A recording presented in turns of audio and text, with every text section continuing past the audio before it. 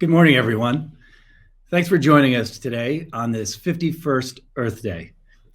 I have the good fortune of collaborating with a dynamic California Board of Trustees in support of the incredible team at the Nature Conservancy. I know I speak for our board when I say we are knocked out by the cutting-edge science, ideas, and execution in continuing to work to preserve our natural world across land, oceans, water, and cities. The Nature Conservancy is driving innovation and science at a scale that can meet the enormity of the challenges we face today. At the Nature Conservancy, we're inspired by a poetically simple and powerful promise. Nature is our solution. Because our science shows that when we protect nature, nature protects us. By doing everything we can to help nature thrive, nature can solve humanity's biggest problems. But we need to go bigger, we need to go faster. Our science also shows that time is running out. That's why our theme today is the determining decade. Most of you inherently understand what that refers to. The decade ahead of us will be uniquely fateful. Never before have the foundations of life itself been in such a peril at the hands of humanity itself. Our future is still a choice, but we no longer have time for business as usual. We need the full-throated support of partners who are closest to problems we're solving, of governments, corporations, and most importantly, you. Those who understand the existential threat we're facing and who are ready to make the critical decisions to change our trajectory. I'm sure we all get dismayed over this state of affairs, and I know I do, sometimes in the most unexpected places, like on vacation, swimming in the ocean and noticing signs of stress that weren't there the year before. Or conversing with friends, educated, caring people who still doubt the current reality of our natural world. But then again, we know that the darkest hours in human history can be met with equal parts fortitude and inspiration. I witnessed such an act recently in my own home. During the early days of the pandemic, my 22-year-old son was moved by images of farmers burying millions of pounds of food in the ground while lines at food banks extended for miles. He and a friend reached out to farmers to donate food, which they personally transported. They designed a plan to scale the effort, recruited more college friends to help, and along the way saw the best of human nature on display. The effort became an organization, some 200 students, volunteers in 36 states, working to solve the ongoing challenge of agricultural waste, which today has moved more than 30 million pounds of food in the last year. And a few weeks ago, my son and his partner were awarded a National Medal of Honor for their service.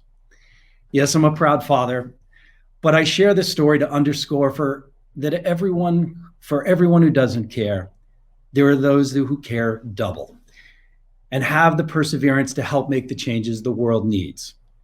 And the Nature Conservancy is chock full of those people. And thankfully, we have all of you joining us here today. Today, we have a series of thought-provoking conversations with outstanding individuals who have a unique perspective on a range of topics, including the politics of conservation, how corporations can rise to meet this moment, and how we can better communicate the urgency of climate change. We'll end the day with a dialogue between TNC Global CEO Jennifer Morris and conservation icon Jane Goodall. If you have any comments or questions during the day, you can put them in the chat. We'll gather those and respond as best we can after the summit. To get things rolling, a conversation between global explorer and ocean advocate Alexandra Cousteau and the executive director of the Nature Conservancy in California and Hawaii and managing director of global fisheries, Mike Sweeney. Thank you. Take it away, Mike.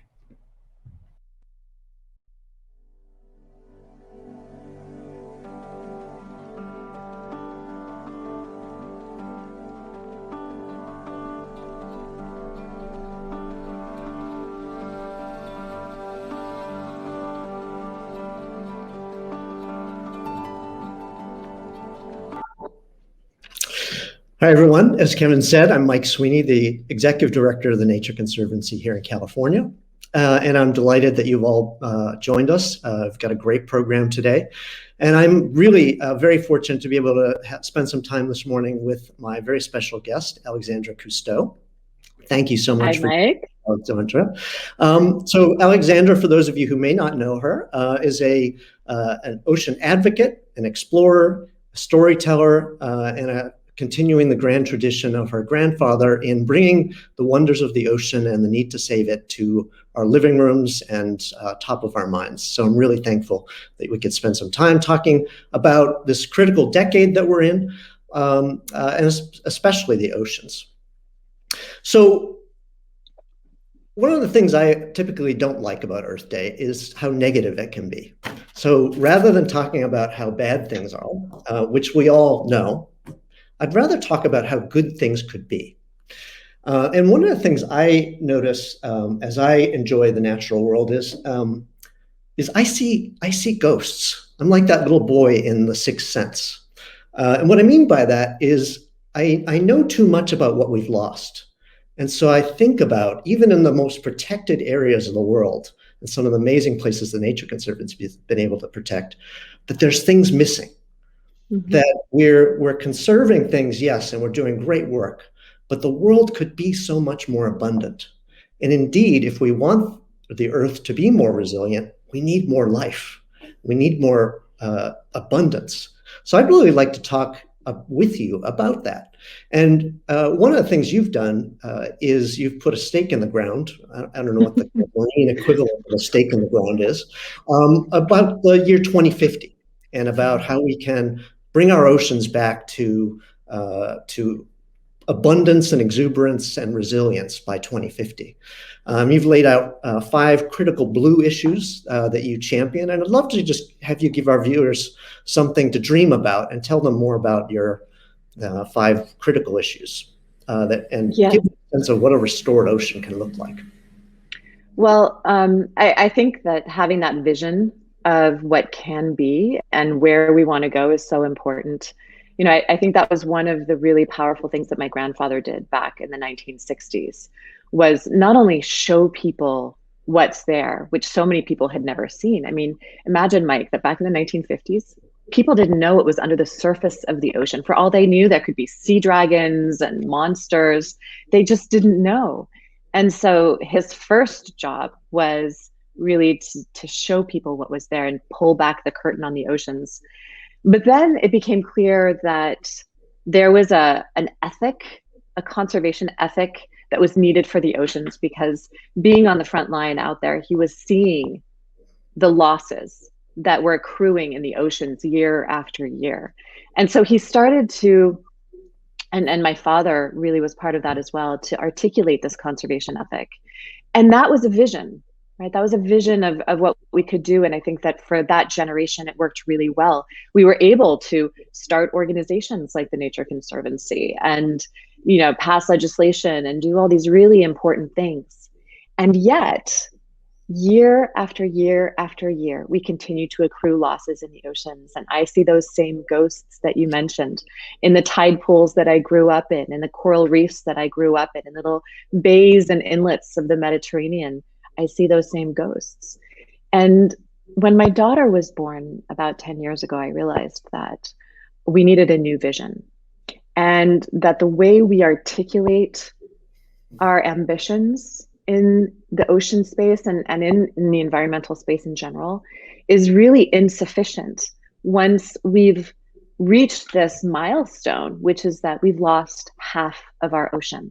Half of the whales and fish that lived in the ocean when my grandfather first started his exploration have disappeared, right?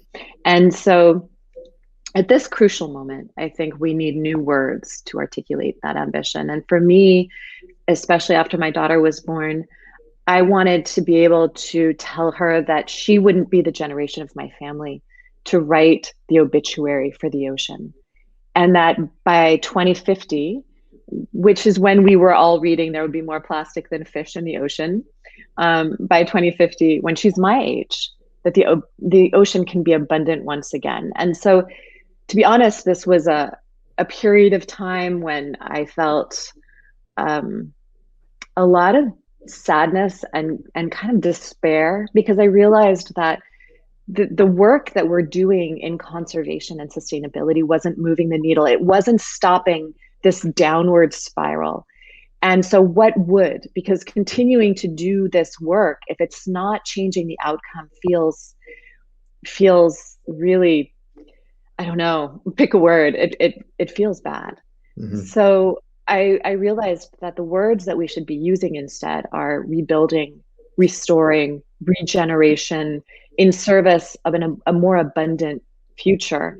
And I knew emotionally that this was what was right and felt good to me, but I didn't know if it was possible. And so I called my friend, Professor Carlos Duarte, who I've known for a long time, and asked him, do you think that this is possible? Like, could we scientifically imagine rebuilding ocean abundance to what my grandfather once knew before 2050?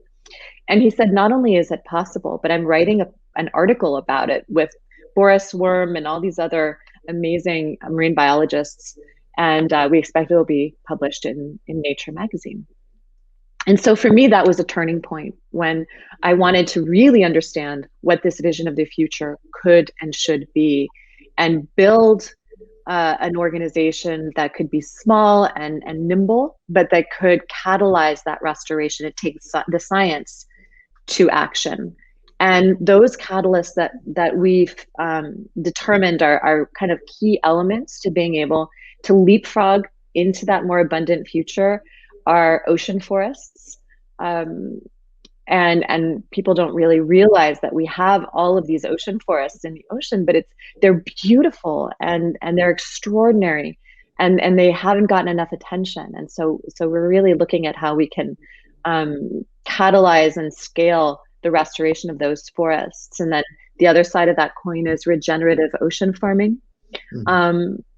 And of course, coral reefs that we could lose within the next decade for all intents and purposes.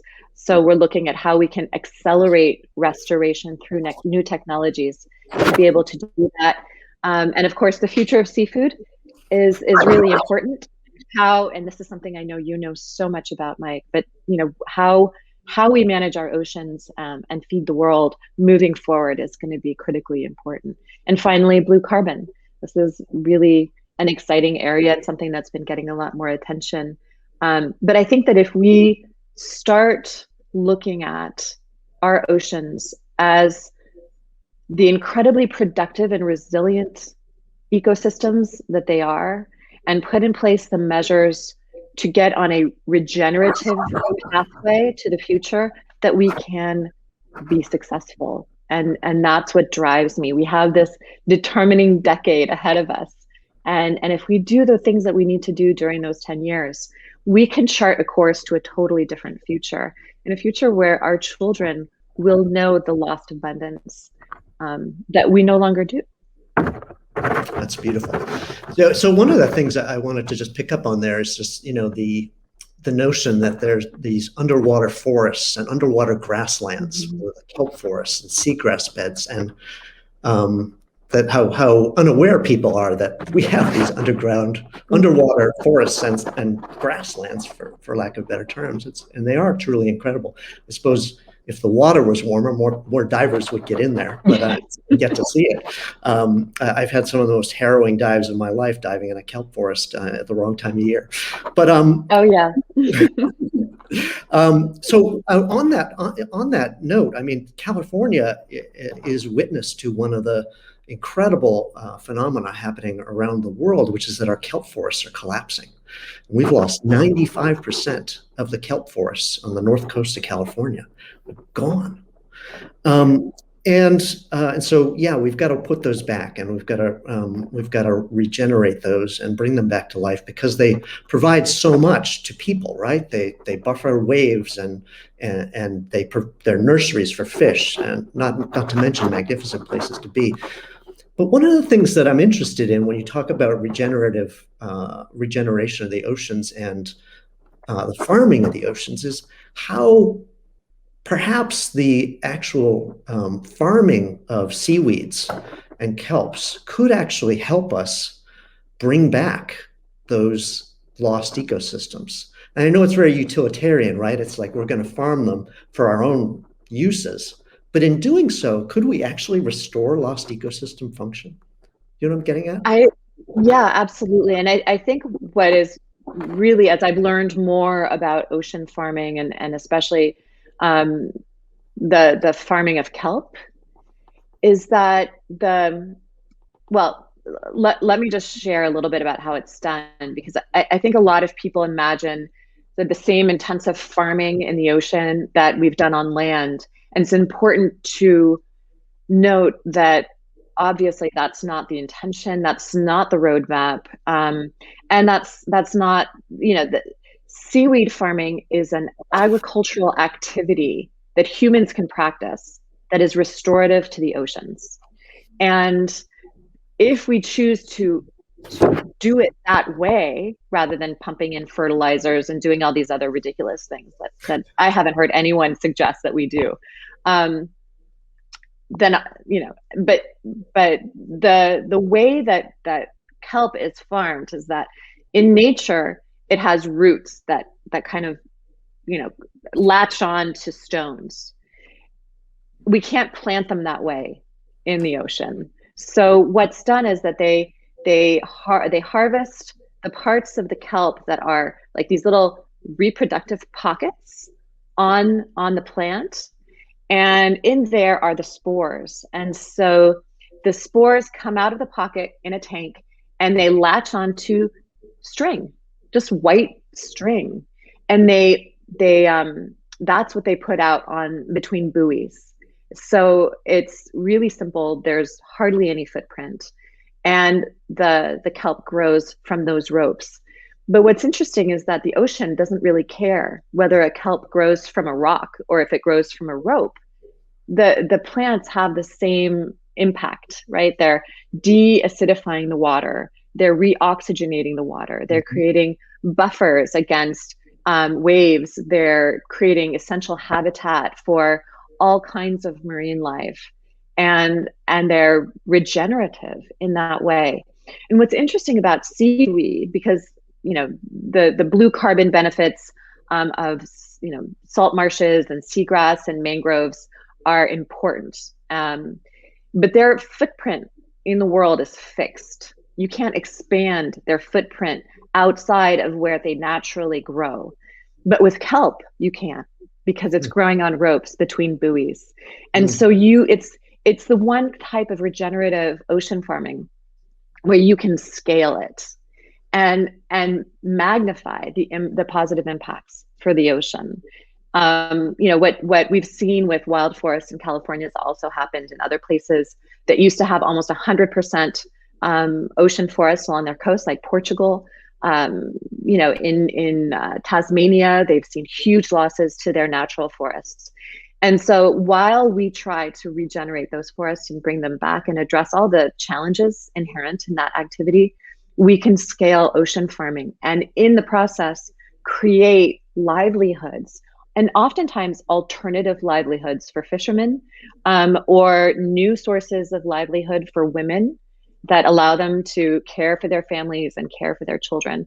And that's tremendously exciting, because it becomes a foundational element to a regenerative blue economy and a really important part of the just transition.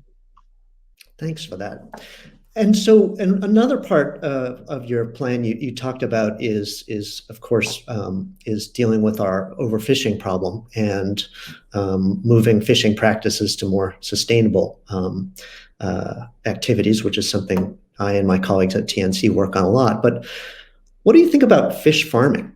There's a lot of controversy around that, and it's growing a lot faster than wild harvest fisheries. And so we're seeing kind of a wild, wild west out there in terms of development of fish farming.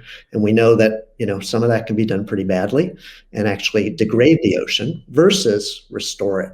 What have you seen out there on that? That's a really great question, Mike. And I think that we've seen both with wild fisheries and with aquaculture, the worst of what we could possibly do in the oceans. And we've been doing that for a long time. Especially with wild industrial fisheries back in the 1980s, when they switched from cotton to nylon nets and they got the refrigeration boats out there and they started fishing with military precision using all this new technology, and just devastating the oceans and and people's lives as well. I think with aquaculture, it was the same. It was kind of the Wild West, as you said, and there's been terrible crimes against the ocean perpetrated by aquaculture. But what I've noticed is that you can't paint everything with the same brush, and you can't condemn all wild fishermen, because some of them are artisanal, some of them are indigenous, some of them are small scale fishermen who are very sustainable in the way that they do it. And there's also large commercial ventures that are changing their ways and managing their stocks for return to abundance. And I think when it comes to wild caught fish, we need to remember that especially smaller fish can regenerate very quickly. When you're looking at sardines or other, anchovies or mackerel, these are fish that can bounce back in a number of years if you just, reduce bycatch and apply scientific quotas and plan for, a return to a certain amount of fish in the wild. That's entirely possible. And with aquaculture,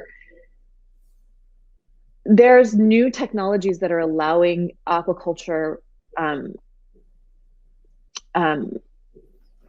practitioners to do things in a way that reduces the footprint enormously. So the really gross thing about aquaculture is that 40% mortality is acceptable in that industry.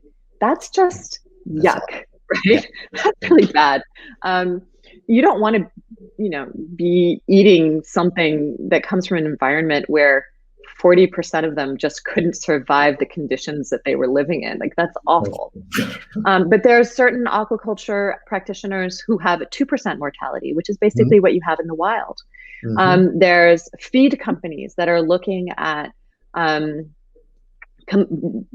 completely removing all of the unsustainable ingredients that they had, and looking at how they can move from soy to the guar gum plant that lives in the desert, requires hardly any fresh water, and they take the waste of that plant, which has the same protein content as soy.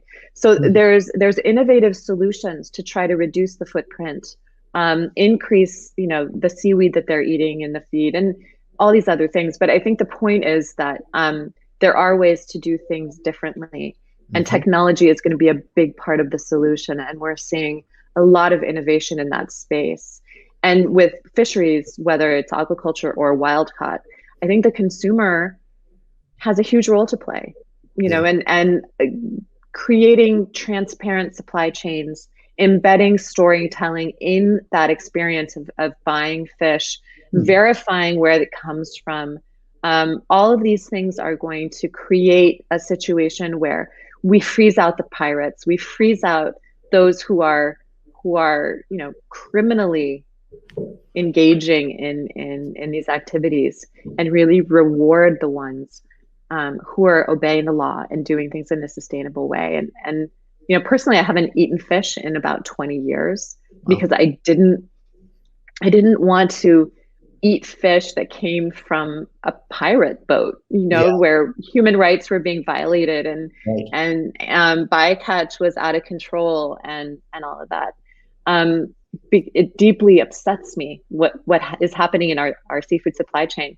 But I've enjoyed enormously seeing those pioneers that are changing the way it's being done, to solve those problems. And it's not easy. Change is never easy. We have to address subsidies. We have to address all of these different things. But there are people who are working hard on it. And I think that's extremely hopeful. Yeah, it is. It's funny. I don't eat fish myself either, but it's mainly because whenever I try to cook it, I mess it up, and it's not easy. But what I do think a lot about is what kind of fish am I eating? And I often think that we're, a lot of people think of fish as a fish, right? But there's a lot of focus on tuna fisheries that we do, and I often think about the efforts to farm tuna as the equivalent of almost farming tigers, because they're like the top predator of the ocean. And to me, it sounds, while tuna is delicious. I'm sorry.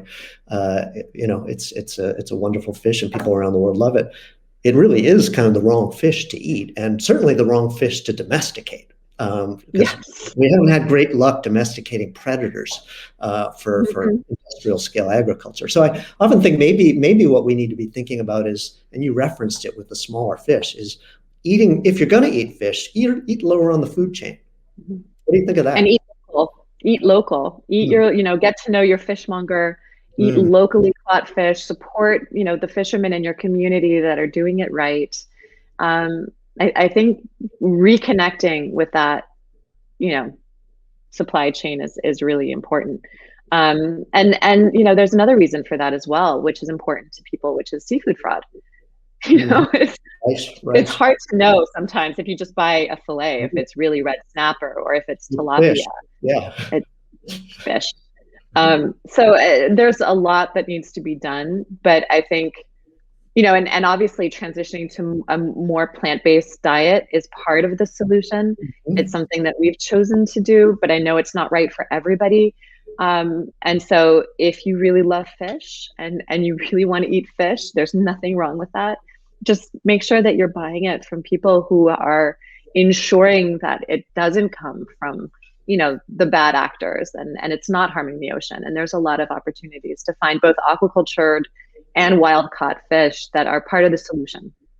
Right. And as you said earlier, what we are seeing is really some really great work by major retailers and even big fishing companies to really get better about practices on the water and tracing the supply chain so that as a consumer, you know what it is you're buying and have confidence in that. So it's really a great point. I'd love to just transition to the sort of just our changing world and the way the climate and the shifts in the ocean environment are affecting life. And as we push for a restoration of the oceans and regeneration, we also have to keep in mind that these oceans are changing, right? And we're seeing things show up in places they weren't ever before. A good example is in Southern California, we see the Humboldt squid, which is starting to show up. It's nothing like 100-pound predatory squid to kind of wake you up to the reality of our changing oceans.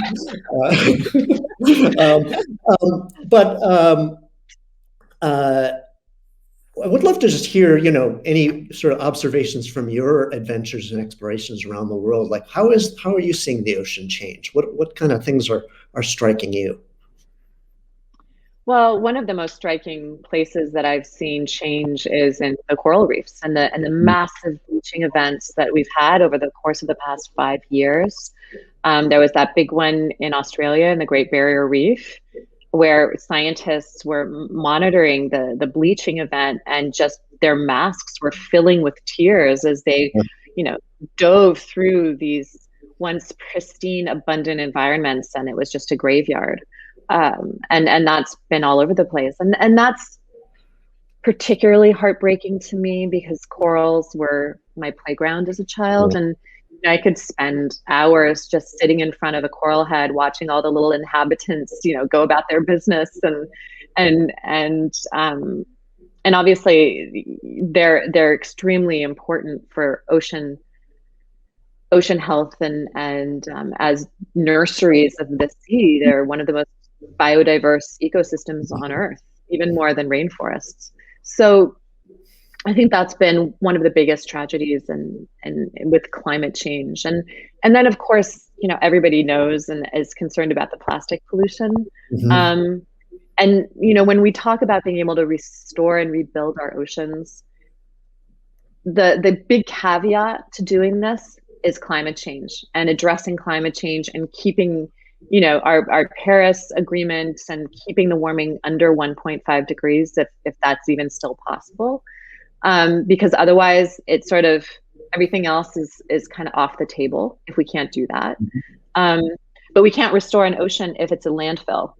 So, I think that there's a lot to think about in this process of rebuilding our oceans and what we focus on, and from how we articulate our ambition and create our roadmaps and the vision of what we want to accomplish together, that needs to be a collaborative process. But understanding that climate change is a very real threat. It's happening now. We're seeing species that are migrating north. Almost the entire lobster population of North America is now in Maine, where they used to go all the way down to New York and New Jersey. There aren't really any there anymore because of the changing temperature of the waters, and they're not going to stay in Maine. Maine lobstermen know that in the next 20 years they're going to be in Canada, and they're going to have to find a new line of work. And a lot of them are becoming kelp farmers, actually. but we're seeing those changes now. Migration of species, the death of our coral reefs, other and when certain species migrate, then other species get really hungry. So we're seeing marine mammals suffering from this, and the currents are changing, which brings food to certain communities. Like places like Peru are really sensitive to the El Nino and La Nina currents. And when La Nina hits, you often have like a huge death event of sea lions and other life there because the currents aren't bringing the food the way they usually do. And so as our currents change with climate change, we're going to see more of that instability, which is going to have huge impact on different ecosystems that rely on temperature, on currents, on weather, on different migrating patterns of different species. And as that all gets jumbled up, we'll continue to see the effects in the ocean. Related to this, one of the things I think a lot about is that as the oceans change, temperatures, etc., and we're thinking about restoration and regeneration, we may not be able to put things back where they actually were. We may actually have to put things back in places they never were, which is a scary thought for conservationists who are really been focused since the founding of the field on protecting things where they are, right? Well, what if where they are or were just can't support them anymore? And we've got to actually restore things to, like I said, to places they never were. That's kind of a scary idea, also kind of an energizing idea, if you will, just because we've, it's kind of a blank canvas in a lot of ways. What do you think of that? Is that just a danger zone, or is it, how do we think about that problem? Well, I feel like the approach has always been conservation, preservation, and that's fine. And in some places, conservation may still be the best solution for whatever place that is. Right. In some places, preservation, like just leaving it alone, not touching it, might be the best solution. And with that, I'm thinking about 30 by 30, putting aside 30% of our oceans by 2030, just letting it be, not fishing in it, not just letting it be. A really important part of rebuilding our oceans and rebuilding our world is to be able to preserve. I think now is the time to also have in our toolkit what may be the most important aspect of our response to our current situation, which is restoration, and looking at everything that we've lost and deploying new fields of expertise. So beyond just marine biologists, including technologists and engineers and, all sorts of different talents to be able to imagine how we deploy these new technologies, these new ideas. And also looking at the places that we've lost, that have changed, and that we need to rebuild. And we may be rebuilding kelp forests in places where we didn't before. So we're expecting, for example, that kelp forests are probably going to migrate on their own to the Arctic Ocean, which has perfect conditions for kelp as the climate changes. That's going to be also a wonderful opportunity for the indigenous people and communities in the Arctic Ocean to practice kelp farming as an economic opportunity that maintains their traditions and their culture intact. So we're going to see these changes anyway. Yeah. So to say that we don't want to rebuild something because it's not the way it used to be is denying the basic fact that nothing is going to be the way it was. When we talk about rebuilding abundance by 2050 to the same kind of abundance of life that my grandfather knew, it doesn't mean it's going to be exactly the same. It may be different. Right. But that doesn't mean that we can't rebuild abundance and we can't rebuild vibrant, flourishing, thriving ecosystems. It just may not be exactly the way it used to. But if we don't, then we will be left with dead zones. And I don't think that that's the alternative that we're looking for. Yeah, that's very well said. And I'd love to you mentioned technology, and one of the technologies that I think holds a lot of interesting promise as well as, I suppose, danger in this regard is CRISPR technology and biotechnology. That, on the one hand, there's a lot of active work out there among coral biologists to actually assist the evolution of corals so that they can persist where they are. So identifying corals that can survive warmer temperatures and more acidic temperatures, and propagating them, or helping them harvest the zygotes, grow them up, and put them back out there. What do you think of that technology, and what are the sort of opportunities and pitfalls of that? And we'd love to just sort of pivot into a broader discussion about technologies you see out there. Well, I think that there's a lot of exciting technology, like blockchain and AI, and the ability for a fisherman to take out his smartphone and video his nets emptying onto his boat, and having AI be able to tell him exactly how many of every species he caught, and uploading that to a government database so that they can do audit of fisheries happening in their EEZ. That's amazing, right? That can be transformative in a lot of ways. There's a lot of coral reef technology that I'm really excited about. And I don't think that editing genes in the laboratory is on my list. I don't necessarily support GMO corals. But I think that, we can assist nature with evolution. And so being able to identify what the most resilient corals are, deploying sensors on a reef that can monitor effects in real time of very localized salinity or acidity or oxygen, so that we can determine which corals are thriving in which conditions, and then harvesting those corals to propagate them and then release them back into the wild, is, I think, a very ethical way to ensure that we don't have massive losses.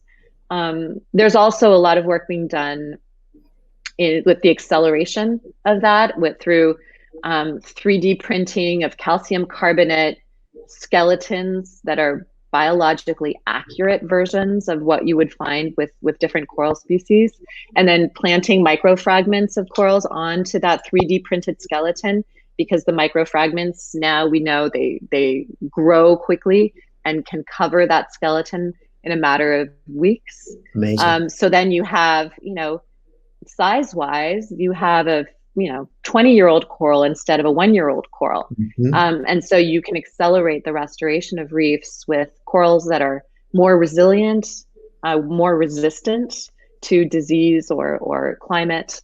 And you have the coral structures that the other marine life needs to be able to survive.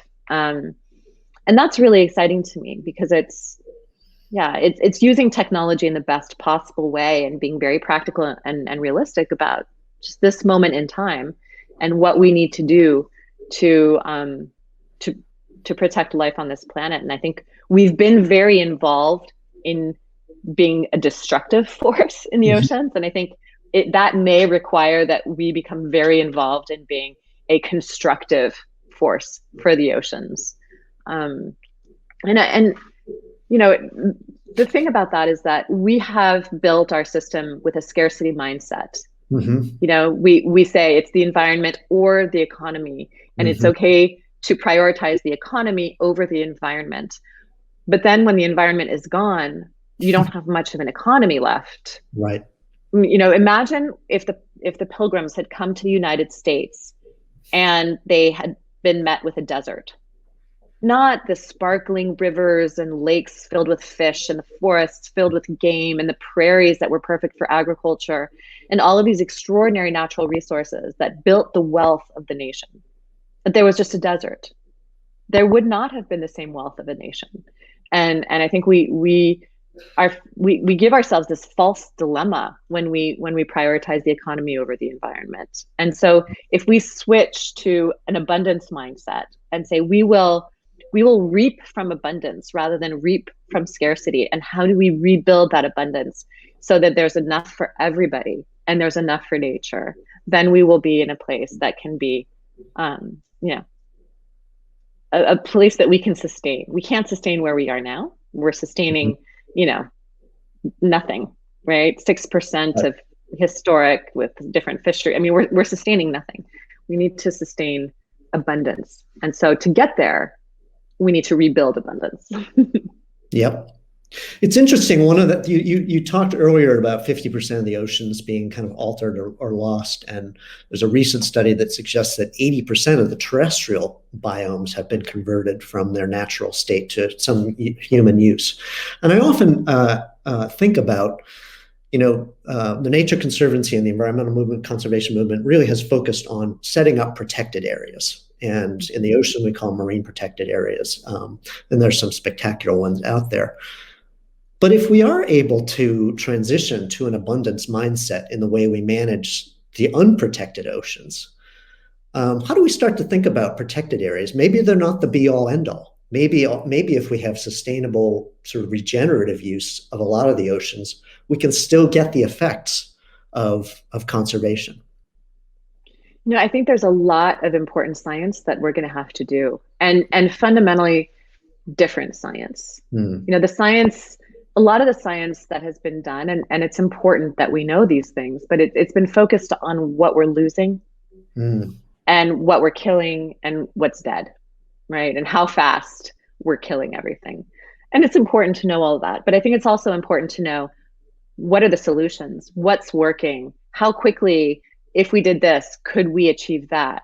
And when I was a little girl learning to ski in the French Alps, I had a ski instructor that took me up to the bunny slope, to the top of the bunny slope, and he crossed my skis and he said, Alexandra, if you want to get to the bottom of the slope safely, then you need to keep your destination always at, in your line of sight. You need to focus on your destination. If you start looking at the trees, then you will end up skiing into them and most likely get injured. Okay, so I kept my eye on where I wanted to go. And I think that, whether it's politics or science or, even in the nonprofit community, we're so focused on the trees, and we're focused on the problems, and we're focused on debating these problems and whether they're happening at all, or how far away they might be, or how imminent they might be, rather than focusing on building consensus around where we want to go and how we're going to get there. And I think we need radical collaboration, not just within the nonprofit community, because there's not enough of that. But we also need it, with companies, with scientists, with institutions, with government. There needs to be radical collaboration around shaping this vision of an abundant future and how we get there. And I think there's a lot of market relevant solutions. There's great opportunity for investors. Part of Professor Duarte's study in Nature that was all about rebuilding marine biodiversity and what we would have to do to get to a more abundant ocean by 2050 revealed that, for every dollar invested in ocean restoration, there's about a $10 return. So, we know that oceans are the least funded of the SDGs. And that's amazing because they are our life support system. But philanthropy alone will not fill that gap. And so I think the other thing that's really interesting is looking at all of the different financial opportunities. And I know TNC does a lot of this with blue bonds and other things. We need to look at those financial instruments as part of the solution, knowing that philanthropy just isn't enough. Yeah, well said. So you talked about plastics earlier. And, it's pretty, I said at the opening, I wasn't going to linger on bad stuff, but when you look into the plastics problem in the ocean, it is truly terrifying. The amount of microfibers out there, and, I don't buy anything but natural fibers anymore because I don't want to be washing that stuff into the ocean. And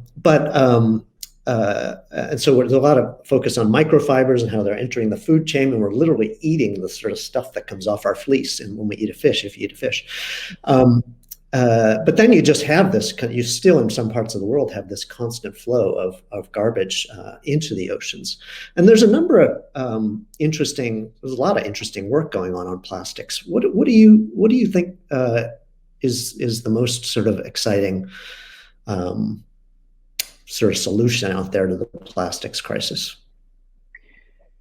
Well, with plastics, I think the thing that concerns me the most is the narrative that's being pushed by beverage companies and plastic companies and oil and gas companies that recycling is the solution, because it really takes the burden off of them and puts it onto us. And that's not fair, because we don't have any alternatives. We don't have that many options. Aside obviously from, not using plastic bags and not using straws, but so much of the other stuff that we buy in our daily life is plastic. And it's kind of a privilege to be able to buy in bulk from organic grocery stores and really cut all plastic out of your life. And I make that effort and I do the best I can, and it's harder in a pandemic. And it just underscores to me that it's not us. Like, we need to have companies that are able to create alternatives to plastic and provide us with those solutions. And so for me, it's really not recycling. That's not the final solution. And for me, companies that say, oh, we've got this great recycling and here's how you do it, I feel like it's a cop-out. It's not a solution, and they need to invest in doing a lot better and switching out their products for something that's not. When you buy something that's made out of recycled plastic, the ocean doesn't care. When it hits the ocean, it's the same plastic bottle, whether it's been recycled or not. So I like ideas about how do we create plastic-free zones? How do we replace plastic with other things? The French recently passed an interesting piece of legislation that was just like, no more. Like, just, you can't. And so you're seeing a lot of big on production. You mean they put a ban on production, or what? They are banning. Yeah, they're banning it. And so now in the big grocery stores, big supermarkets, like the type of like Walmart, like super huge ones, you can't find plastic straws. You can't find plastic forks and knives and plates and cups. It's all paper. And that kind of legislation is really important. It's going to take a lot of different people implementing different ideas and different solutions to solve such a complex problem. But I think that we need to move past recycling to replacing plastic and really only using it for the things that it's necessary for, and for medical use or other things where we can't replace it. And it doesn't end up in the ocean, and so that can stay. But beverage and cosmetics and all that, we can use other things. It's just going to take effort. And now we've seen what people can do with the pandemic. Like, don't tell me it's going to take you 20 years to phase out plastic from your shampoo line. Like, I just won't buy it, right? And telling me that it's my job to recycle your plastic bottles doesn't cut it either. And I think that more and more people are understanding that. I've started to talk a lot about the words that we use to describe our ambitions, and for me, there's a word that really came out of the 1950s Mad Men era, which is this consumer concept, right? That we are consumers and companies market to us so that we will buy as much of their product as possible, and fill our houses with stuff while they get extremely rich, right? And that that is straight out of the 1950s handbook of how to build your company and how to market things to people. And that word consumer is, I think, part of our big problem. And so I like the word contributor. And seeing ourselves as contributors, but also having companies see us as contributors is a game changer. I'm a contributor to a different future, or I'm a contributor to the status quo. And every choice I make throughout my day is going to lead us, to one future or the other. And it's that stark, it's that clear. And so when we talk about being contributors rather than consumers, we're putting ourselves in a whole different category of aspiration and of action. And I think that's important. In fact, I talked about that at the Consumer Goods Forum. I gave a keynote there, and they included that idea in their report. So it's something that I think as we think about the future we want to build together, how we think about ourselves is just as important.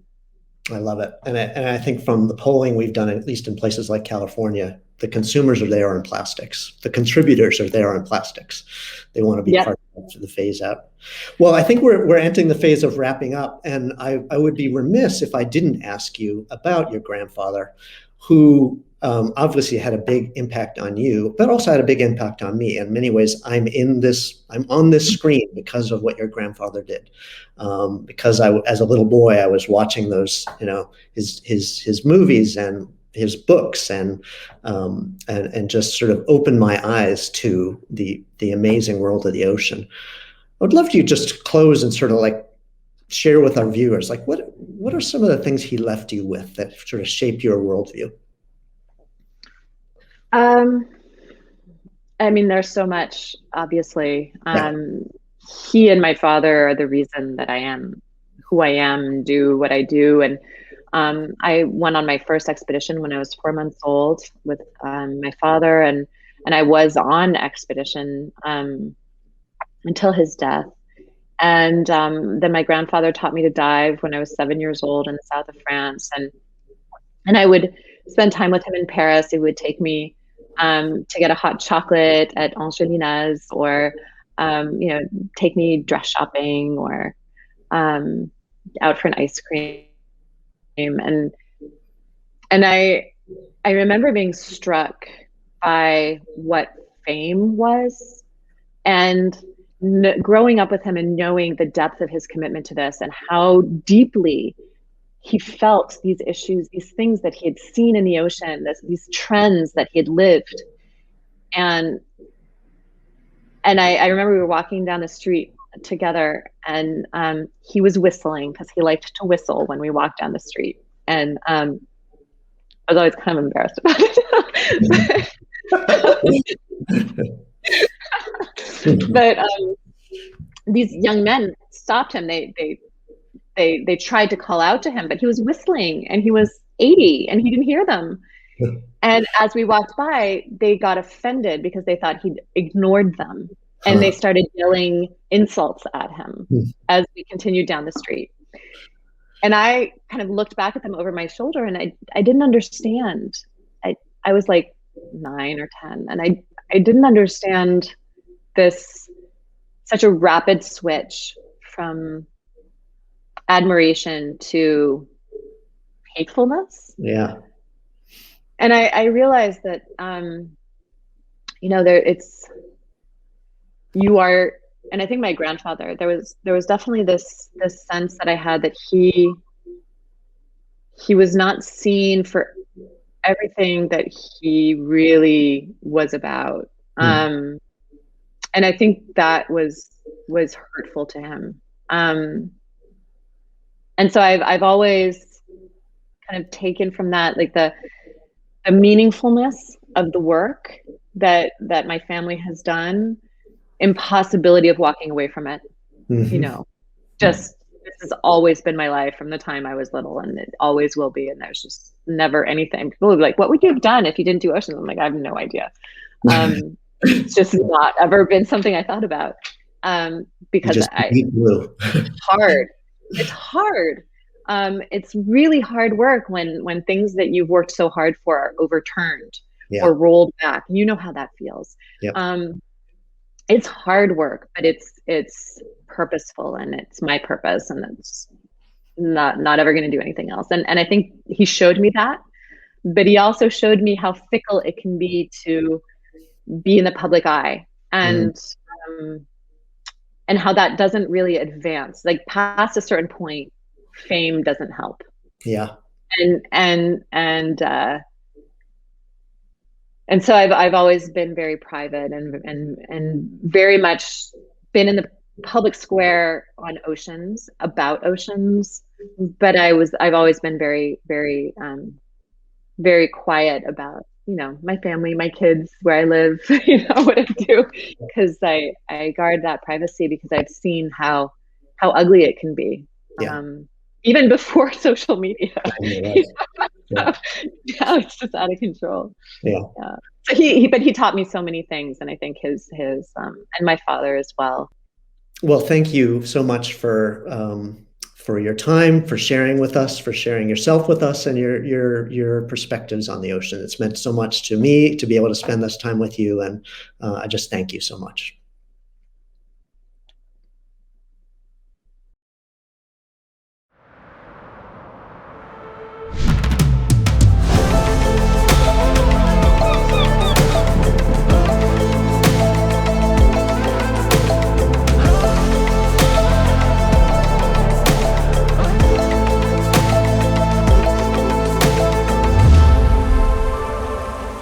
Years can go by in a blink of an eye, but it can also represent a period of life-changing opportunity. I know this because my son recently had his 10th birthday. Now, the unfortunate thing is, in his lifetime, 1 out of every 2 species that depends on freshwater in California could go extinct. So for this, we need some radical change. We appreciate you joining us today, and remember, today is a great day to reflect on your favorite body of water, whether that be a river, a lake, a wetland, or a spring, because water is life. Hey, it's Laura Dern here, and I just wanted to say Happy Earth Day Summit. Thank you to the Nature Conservancy and everyone there for your brilliant minds and ideas to take care of our mother.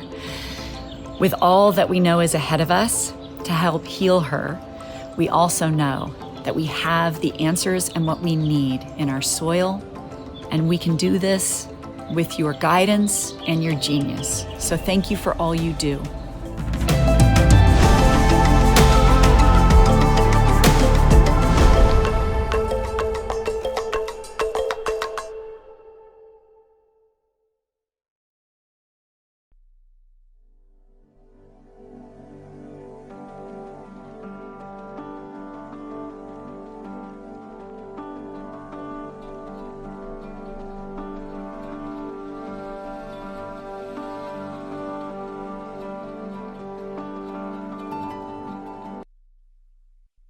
In California, good morning, and wherever you are, thank you for taking time to join us to talk about the critical nature of the determining decade ahead of us. And I'm delighted today to host a conversation with policy leaders here in California at a state level and doing work directly on the ground in our communities. And it's really wonderful to follow that panel with Mike and Alexandra Cousteau. Truly inspiring to think of the challenges ahead. And I really want to follow Mike's tone here of thinking about what we can do. I think it's easy to be overwhelmed at the conservation challenges that confront us in protecting our air, our land, our water, addressing climate change, and putting it all together can feel overwhelming at times. But I think what we'd like to do today is to really talk about what we have to get done in the next decade to make the planet livable for people, for the environment. And if you think about it, what's really changed in this moment, what's changed in this decade, is that we have more science that really underscores the urgency of the problem that we are confronting today.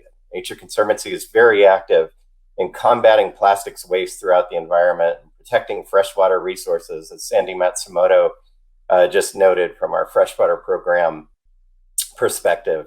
protecting really the land and waters upon which all life depends.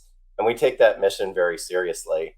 And what has changed is the urgency, I think, and that the nature problems that are particularly identified often with the Nature Conservancy's work are now people problems. How do we coexist together? How do we protect this planet from 1.5-degree temperature rise that would have potentially devastating consequences, especially in the equatorial regions across the planet, and well beyond that for fish and wildlife and people. And so I am really delighted today to bring you this conversation with former Governor Jerry Brown, foundation leader and community activist Dolores Huerta, and California's newest U.S. Senator Alex Padilla, who will be joining us from Washington.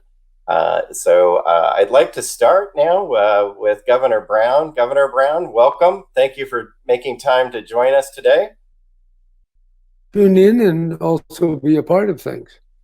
Yes. Governor, you've long been identified as an advocate for the environment as the longest serving governor from your tenure in the 70s to your immediate recent tenure in that office. What does Earth Day mean for you? Well, Earth Day is a recognition that as human beings, we dwell on this planet called Earth, and that we share many things in common. And while we are very divided by religion and ethnicity and background and just the way we live and see the world, and yet we share the atmosphere, the soil, the whole natural pattern of which we're only one small but obviously very important part. So Earth Day is a way to rise above the daily routine, the ordinary perception, which is very parochial, as it should be, limited to the place where we are, our own home, our school, our office, depending on what the case is, and to rise above that and see on this planet with this atmosphere above, which is quite limited, and the soil below, and we're in between all that, and we can't disrupt it, and we are disrupting it. And so Earth Day is a way to recall that this environmental awareness hasn't been around forever. It's relatively recent, and it's very important. So we start thinking hard about carbon emissions, about species extinction, about our habitat, our water, our air, all of that. So Earth Day is a time to reflect. As you think about that challenge before us, Governor, what strikes you as the most urgent challenges that we at the Nature Conservancy need to be confronting in a meaningful way? Well, for the Nature Conservancy, I would say it's to raise awareness and educate the people of California, particularly the powerful people, that the habitat is subject to human impact and modification, and that impact now is more negative than positive, and that we're affecting species, whether they be oak trees or butterflies or deer or other fauna and flora. And all of that is part of our inheritance as creatures.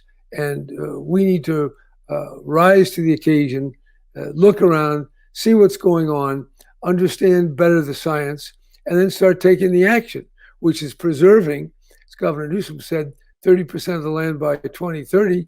That's a good start. E.O. Wilson, as the great scientist from Harvard, working on habitat and species extinction, what have you, he says the Earth needs to preserve 50% of the land mass. So somewhere between 30 and 50, we ought to put our sights right now, and we're not there yet. In fact, the world, to quote a poem of getting and spending, we lay waste our patrimony, and we got to wake up. So it's not just about going to the grocery store or buying a car or watching television or this computer interface here. We got to wake up to the fact that we're in nature, and being in nature, we have to understand the rules of nature, the laws of nature, and right now we are playing with those laws in a way to drive species to extinction, to drill out water, to pump out water that's been under the ground for a very long time and cannot be replenished by the rains that we can expect at the rate of our current pumping. So whether it's water, whether it's soil and how we treat it with too many chemicals, or whether we're planting more than we should, all of that is part of the story of nature. And that story is very much submerged in the routines of our daily lives and the routine of media. We have to capture enough of the flow of information that we put nature right at the center. And that is a tall order. We're not even close to that because so much of our lives are plastic and manufactured stuff. And the connection between trees and species and butterflies and animals and air and water, that is very much in the background, even though it is the total envelope in which we find ourselves. Governor, since leaving office, you've headed north in the Sacramento Valley, a bit up in Colusa County. Could you share a bit about your work on the ground there to really document the resources there and the natural legacy of the lands that have been in your family? I think that's a pretty meaningful connection that is inspiring, I think, to us, for people to have a sense of awareness of the lands and resources around them and what they can do to steward those resources for the future. Well, first, in addition to stewarding the land, it's also to learn the history. And this land, for thousands of years, was inhabited by people who had come from Asia, maybe as long as 15,000 years ago. How long they were in Colusa County, I don't know, but thousands of years. And those people, of course, were removed forcibly. And their descendants still live here, the Cortina Rancheria and in the Colusa tribe in the city of Colusa. But the artifacts are here. I found obsidian, arrowheads.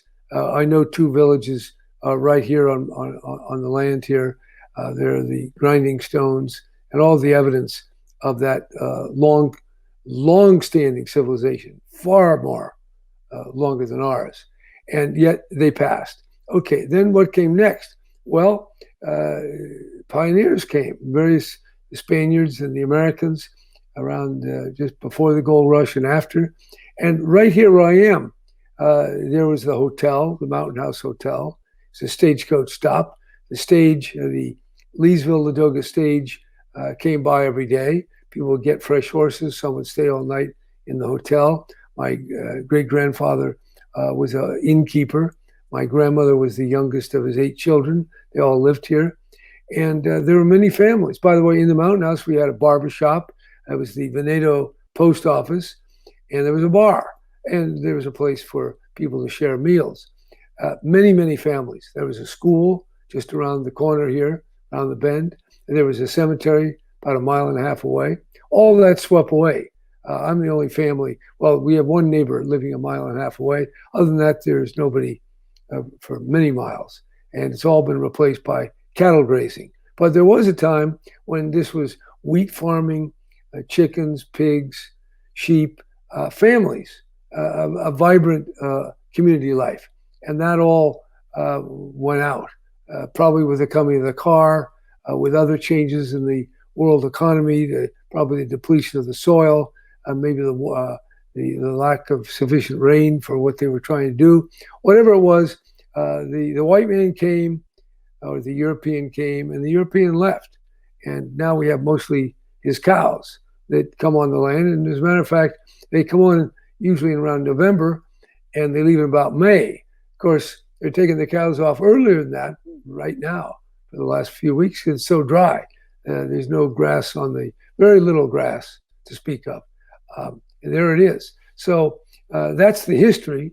And as far as the fauna, very few deer, even though this is called Veneto, which means deer lodge. I've only seen in probably the last 5 years 4 deer. Now we do have elk. We have a very beautiful herd of elk that I don't say we have them. They have the land they wander through here, and in the surrounding area, we have probably 50, 60 elk. So that's happening.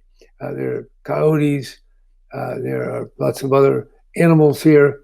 Certainly rattlesnakes around, ground squirrels, and lots of oak trees.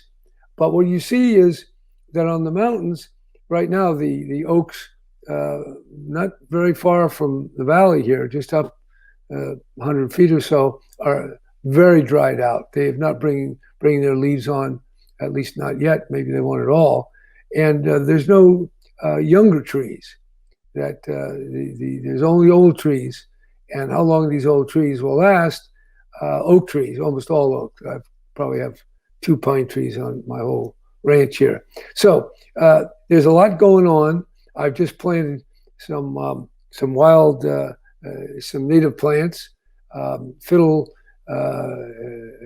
fiddleweed and poppies and lupin and several other varieties. They came up. Of course, the weeds that are brought here by the Europeans, those weeds are remarkable. If someone could genetically engineer the weed vitality, that would be something, because the weeds are very much in evidence.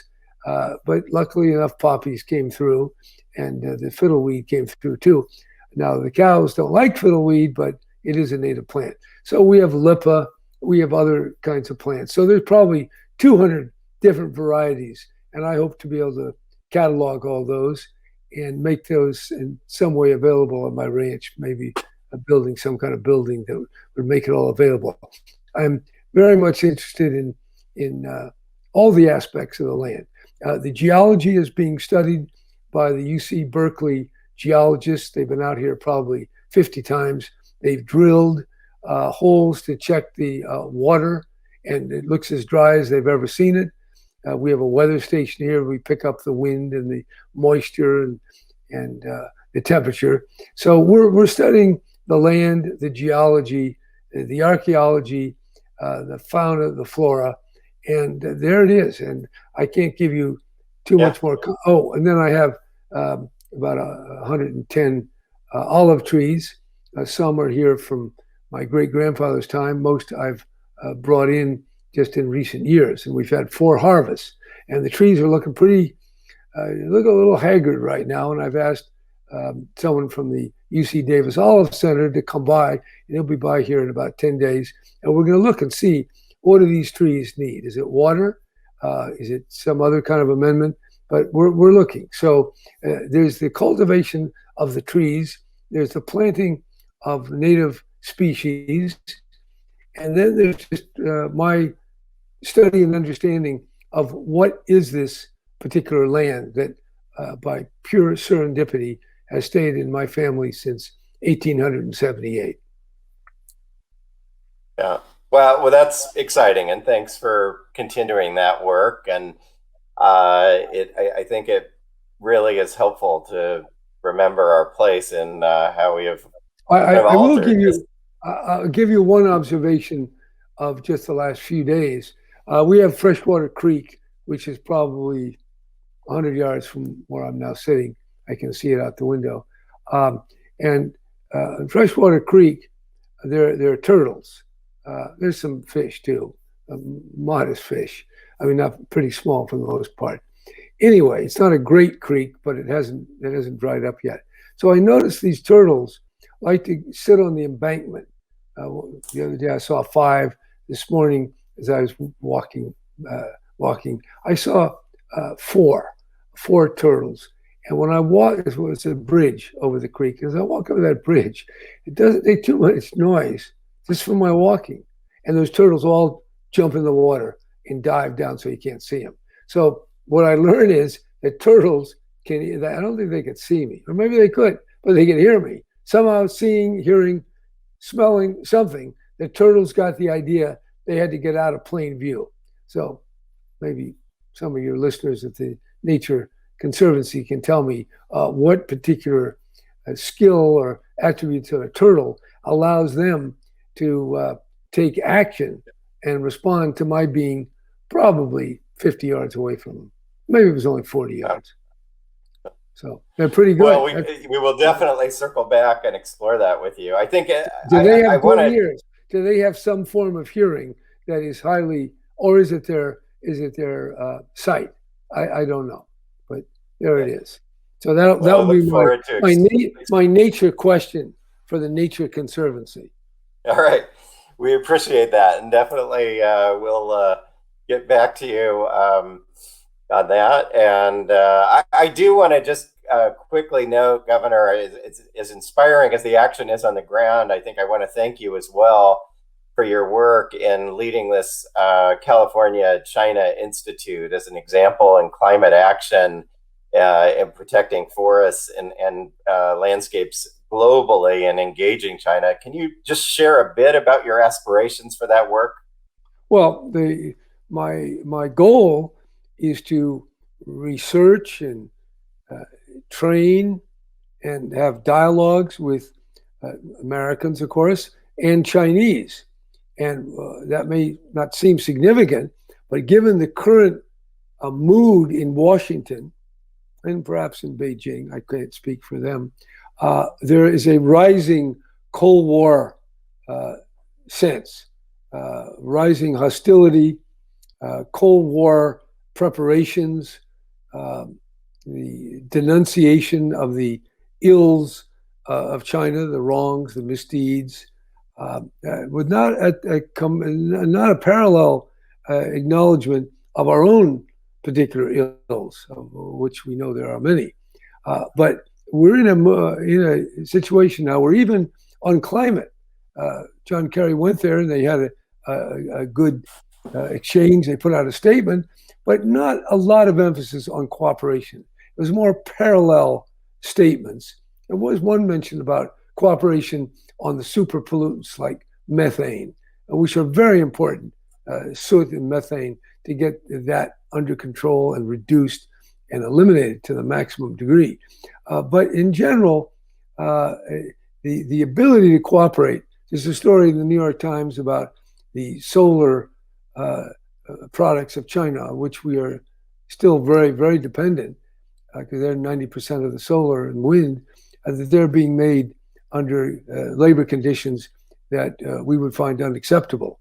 So in order to demand and require other parts of the world, including China, to be as good as us, I want to put good in quotation marks, we may not be able to have all that much collaboration. So it's very much an open question of what are we going to do with China? Will we have a war? Will we decouple? Will they have their internet? We have our internet. Will we go to our separate silos? Will we have some connection?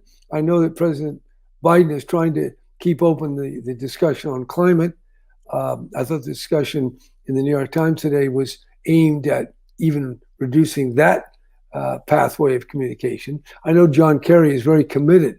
So we have these large planetary issues, the climate, obviously, but also the virus, the danger of nuclear proliferation or nuclear accident, the dangers of cyber interference, and what artificial intelligence and the militarization of space. All these are planetary issues. They're not parochial. They're not about Oakland or Sacramento or Scranton, Pennsylvania. This is planetary stuff.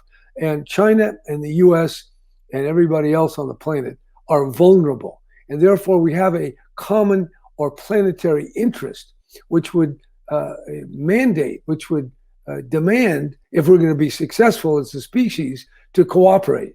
But so far, cooperation is held hostage to what are called now core values. And we have core values that are very different from the Chinese core values. They have a party system, the Communist Party system. We have our own capitalist type of politics, and we know how it works. It's working right in our very eyes. And we think our system is something that China has to accept more of. We're not saying they have to do the whole thing, but we want them to be more like us. And if they don't, then we're going to sanction them.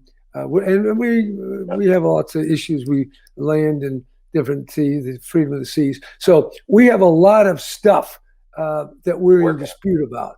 So where the climate is going to come in all that, I don't know. But I do say that UC Berkeley and Tsinghua University, Chinese and American scholars, and representative of states and cities, provinces, that we will work together, and we're going to hold the fort, as it were, of cooperation, while the big people in Washington, Beijing, I think they're going to be shouting at one another. Hopefully they won't be shooting, although I don't rule that out as a possibility. So yes, the California China Institute has big ambitions on what is perhaps the most important political topic of our era. That is, how do China and the U.S. live on this planet Earth together? So that's what I want to carve out a piece of that overall problem and work as best I can to create more understanding, less hostility, and lower the temperature and up the collaboration efforts. Well, Governor, on this Earth Day, thank you for your continued inspiration and your work both on the ground and helping us understand the linkages between people and sustainability and the planet and beyond that in a global sense as well. And we appreciate your continued work and leadership and look forward to joining you across these challenges in the years and months ahead here. Thank you. Thank you so much. Good. We'd like to get you folks from the Nature Conservancy come on up to the ranch and see a little bit of nature, if you don't mind. We will definitely honor that. We'll be in your backyard.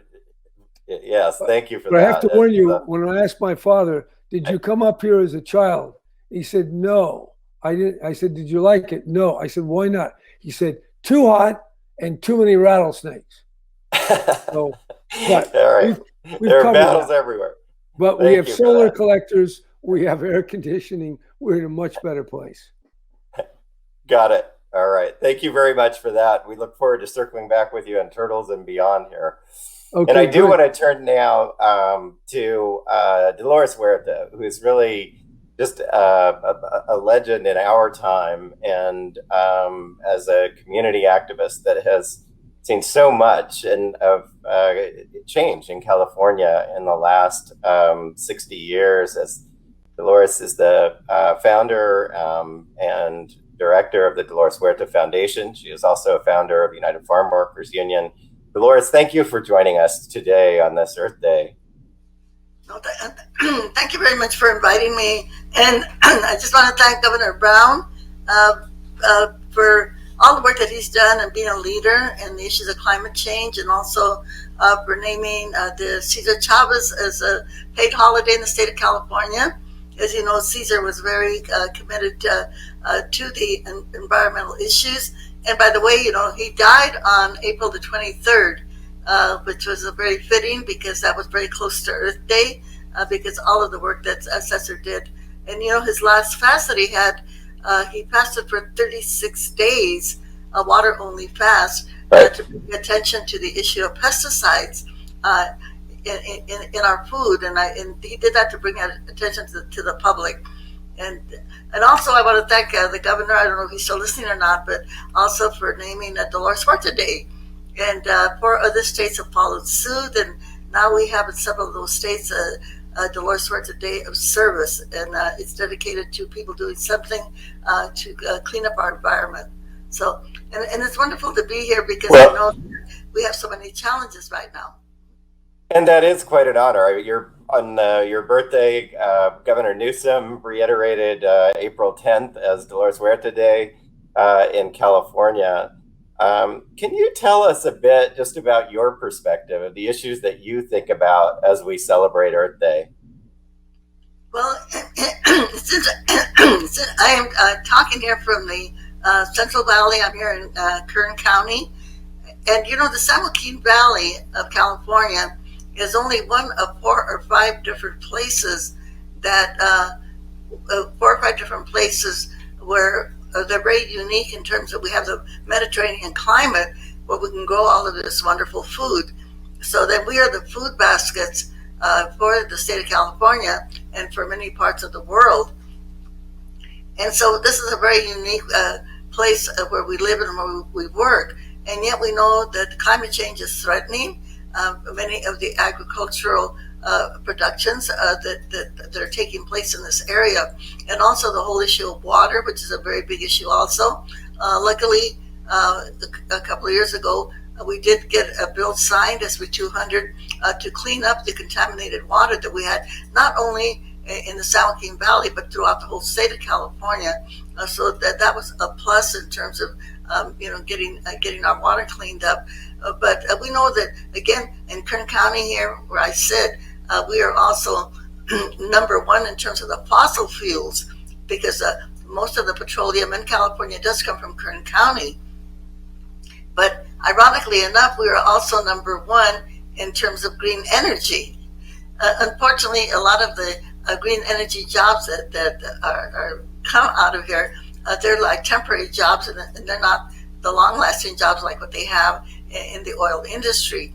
But we do know that fossil fuels are a big issue, and as we're approaching this point where we have this horrific global warming that is really threatening the existence of us as humans on this planet, and of course the animal species that you were talking about earlier, that know we have to do something really, really quickly.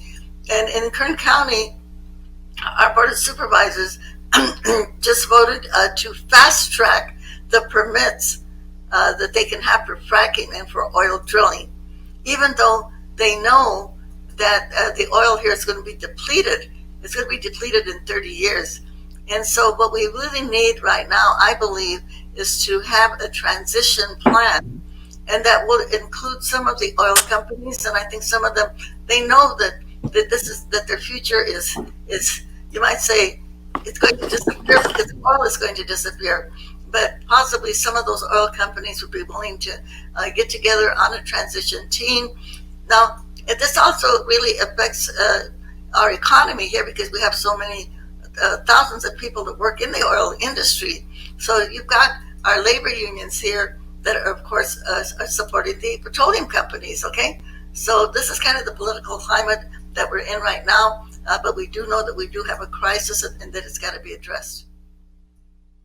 Yes, thank you for that. And you've been extremely active, and we've been working with you in Sacramento in advancing the human right to water, in working on the Sustainable Groundwater Management Act with the Community Water Center that you do a lot of work with. Can you talk a little bit about how we can align these values of protecting groundwater and safe drinking water for people in the Central Valley? Well, I think it's got to be a priority. And right now we have a lot of, as we know, because of what happened with the decision on George Floyd yesterday, that a lot of folks are really focused right now in the terms of policing, on the terms of racial justice, gender justice. But we also kind of have to make sure that we do not get the issues of global warming and climate change, that they don't get lost in the shuffle, and that somehow we are able to get everyone to also focus on these issues. And so every individual can just think, okay, how can I make my carbon footprint smaller? What is it that I can do? And so we can get kind of that civic engagement that we need. Pretty much like when the environmental movement started, that this is everybody's issue. It's not a special issue or a special interest issue. This is something that each and every one of us has to be involved in to make sure that we can save planet Earth, I like to say, because, all of our other causes are very, very important. But if we don't survive on planet Earth, really, what difference does it make? Yes, absolutely, right? That's those challenges are getting more and more evident in front of us. What is your hope in terms of seeing alignment in some of the issues that we're working on together, and safe, clean drinking water and protecting the environment, and how we raise people's consciousness to act faster on these issues. And how do you feel about that as somebody really that's, inspiring action on the ground and really across the valley, really across the country? Well, I think that number one, at the state legislature, we have to adopt and continue the work that Governor Brown started in terms of enhancing what we call as the Green New Deal, right? We know that many of our legislators are you might say, fearful of the power of the oil industry and, of course, the labor unions that attach themselves to the petroleum industry. So we have to be able to reach out to those legislators and tell them that they do have a constituency that is there with them, that we all need to work together because, again, this idea of global warming it's going to affect each and every one of us. So we do have some of the legislators that are very hesitant to take the big steps forward to vote on the issues of fracking and the production of the petroleum industry. So, all of us as constituents, we do have a voice, and we need to raise our voices and let those legislators know that we are there for them, so that they can have the courage. We just recently had a Senator Scott Weiner's bill that was just, I think it was not voted out recently, when he had a bill in terms of trying to stop some of the fracking that is going on. One of the things that I have found most really inspiring in looking at your work over these years, and on behalf of a number of causes around civil rights and equality and equal treatment and action on the ground, has been how you inspire the next generation. I just see young people kind of radiate to your work and your message, and I'm curious, what makes you most optimistic about the future? What do you feel out there in your work? Well, exactly what you said. All the young people. We know that that verdict on George Floyd's murder, that the young people are the ones that made it happen with all of the protests and the marches that they were doing. We know that the young people are also very, very concerned about global warming. We have seen the inspiration of the young woman Greta from Germany, who kind of put her life out there and said, even her young life, that she was going to dedicate that to global warming. We see that Jane Fonda has taken a big giant step with her Friday fire drills that she's had. She's had over 1 million people that have watched her fire drill Fridays, and she continues to have those. And Jane has said that she's going to dedicate the rest of her life and all of her resources to do whatever she can to promote the issue of global warming so that we can save our planet. So I think we have, and of course, people like Governor Jerry Brown. So we have some, I think, very inspirational leaders of the older generation. But the younger generation, this is a subject that is very dear to their hearts, and we do see that they are out there marching. I think, as I mentioned before, that I think that message has been a little, you might say, sidelined for the moment because of the issues of policing and the deaths of Black and brown people at the hands of police. But it is definitely there. We just have to build on that, and then for the folks that are not really engaged at this moment, we just have to say, hey, we got to put your apathy aside. We all got to get together. And we've got to start working. This is something that is going to affect every single one of us, and something that it's an issue that we cannot put it on the back burner. We've got to put it on the front burner. We've got to start working on it. Yeah, thank you for that. I feel like the younger generation, as I'm sporting my gray hair here, is really, what makes me go every day now. And I love to see the connection that you bring with young people throughout the state, those that are aware of your history and those that might be seeing you for the first time. And I just want to thank you for the inspiration that you bring to me and others to really kind of reach out beyond the traditional issues that we might be working on and think bigger, and think at the same time what we can do on the ground to make life better for people and connect them to the environment in a meaningful way. And so I thank you for the work that you are doing with your foundation.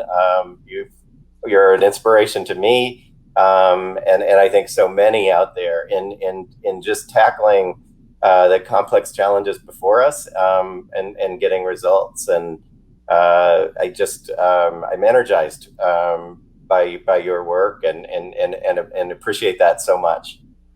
And I think at the national level, everybody now we're all working on Senate Bill 1, which is for the People Act. And the reason that this is important, because when we think again of global warming, it's not just about California or the San Joaquin Valley. It's a national and a global issue. So when we think of the For the People Act, which is an act that is right now being considered in the U.S. Senate, and this is about protecting people's right to vote and stopping the voter suppression, and also about doing some public campaign reforms so that you don't have to be a millionaire to get elected to our legislatures or to Congress. And the reason this is important, because unless we can get progressive people elected to our state legislatures and to our Congress, people like Governor Jerry Brown and many of our legislators who are committed to the climate change issue. So while we might say, well, that's not California, but you know what? If it's Georgia or Texas or some of these other states, we need to elect Congress people there that will support us on these issues. So I just want to say to everyone, I know here in California we're okay. We've got great people like Senator Padilla, who's going to be speaking also, but we've got to be able to contact our friends and our relatives or people that we know in other states and ask them, please email your senator and tell them to vote for S1, so we can get people in other states to come on board and to fight the issues of global warming. I like to quote Michael Moore, who said, when we wake up in the morning, what do? We wash our face, we brush our teeth, and then we call our senator. I like that. That's a good call to action for all of us. Thank you. That's also a great segue to we have California's newest senator, Senator Alex Padilla, joining us from Washington, and he has just run off the Senate floor, literally.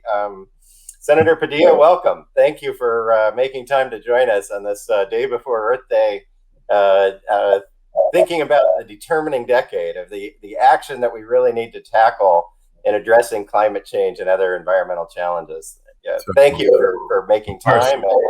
Can you share a bit about what Earth Day means what does Earth Day mean for you today? So, well, happy Earth Day Eve to you as well. Good to be with you, Jay, and I appreciate Dolores Huerta. Now I know why I get so many phone calls each day. Pick up your face, brush your teeth, call your senator. More calls than I've ever had in my life. But I think that the spirit of Earth Day for me and for our family, frankly, because in our family, everything's a family affair, really stems from some of my earliest experiences in childhood. My father, an immigrant to the United States, as most people know, his hometown originally is Puerto Vallarta. A lot of people have been there, vacation there. So I think the proximity to the ocean has meant not just love of seafood, but respect for the health of the ocean. So critical to the lifestyle there, of course, the food there, etc. And so I think part of it is genetic. And another story that I share pretty often, both with adults and children, when, in non-COVID environments, when we're able to visit schools and try to inspire kids. I talk about one of the first times I was able to go to the beach as a kid. It was one of my uncles, my dad's brother, that took some of the cousins to the beach for the day.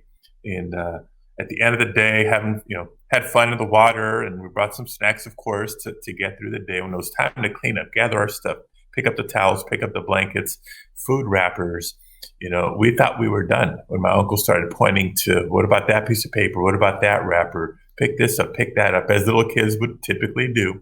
Say, but that's not mine. And he was very firm in imparting with us an important lesson. He says, it doesn't matter. Our job is to leave it better than we found it.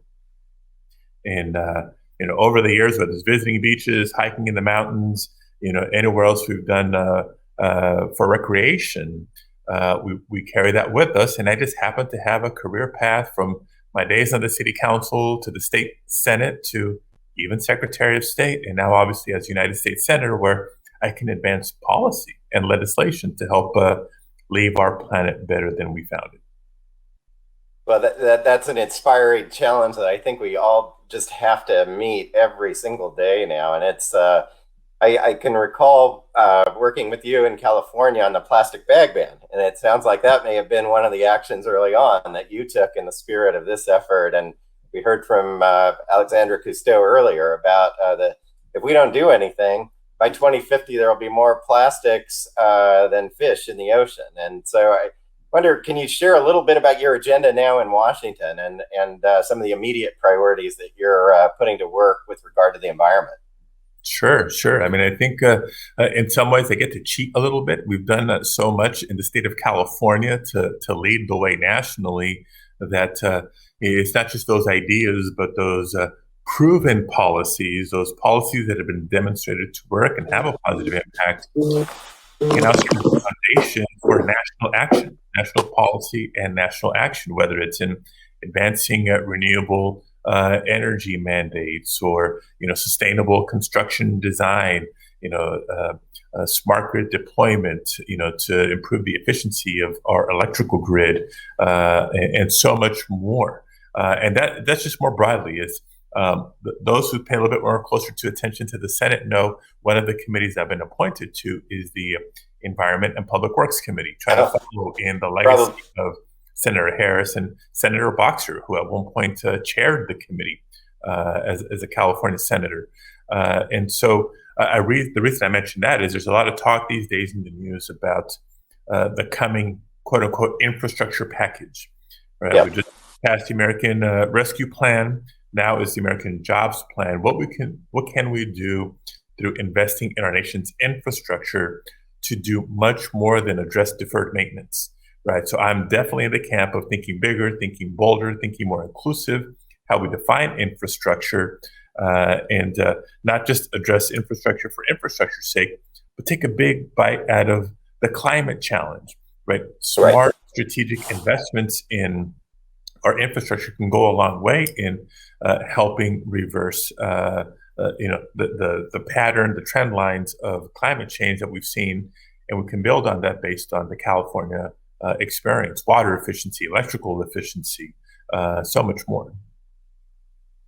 Yeah, I think you've really hit it on the head here. We've really appreciated the responsiveness of you and your staff and thinking about green infrastructure, how we think about how we put the environment to work in addressing the threats of flood and fire and sea level rise together, and appreciate your leadership in helping to push that forward. And I know you introduced legislation yesterday calling for the electrification of buses across the country, again, which has both the benefit of reducing emissions and reducing our reliance on fossil fuels, as well as signing on to the Green New Deal program. Can you tell us a little bit about funding for these measures? Is there hope in the infrastructure package to deliver funding on the ground to really embrace these kind of big picture green infrastructure kinds of thinking that to really help deal with the climate threat?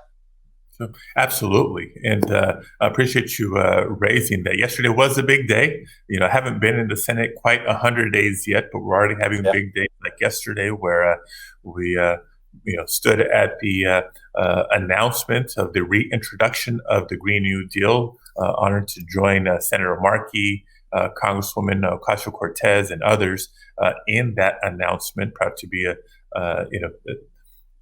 big part of that, helping advance that in the Senate now.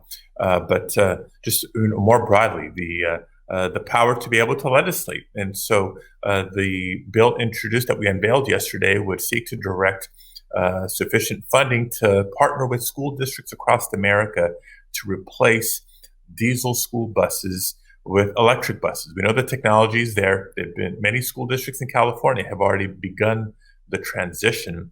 And yet another example of how this job is personal to me. I remember vividly when I was in elementary school, when I was in in junior high. That's what we called it before. It's now known as middle school. Riding the bus to and from school, and that exhaust, like you'll never forget that smell. But as a policymaker now, we know it's not just good for the environment by making the switch in terms of reducing the environmental impact, the weaning off of fossil fuels, but studies show better learning by kids when their bodies aren't struggling to process that toxic pollution. So it is a win-win-win. Learning improves, through this transition. So it is absolutely a smart investment. In an ideal world, we'll resource the proposal through the infrastructure package. Now, we are having the negotiations of not just how broad to define infrastructure or not, but what the dollar figure is going to be and how we're going to pay for it. I think it's one of the better investments we can fund through the infrastructure package. And our bill is going to, I think, be key in pushing that specific proposal. Ultimately, if it's a little deficit spending, I think that's okay. Interest rates are still, pretty darn low. Or even better, let's pay for it by redoing and undoing a lot of the unneeded tax breaks that were put in place by the prior administration. That was unnecessary relief for large corporations and the most wealthy families in America. I think this would be a much smarter investment to, again, help improve the environment, protect public health, and improve learning.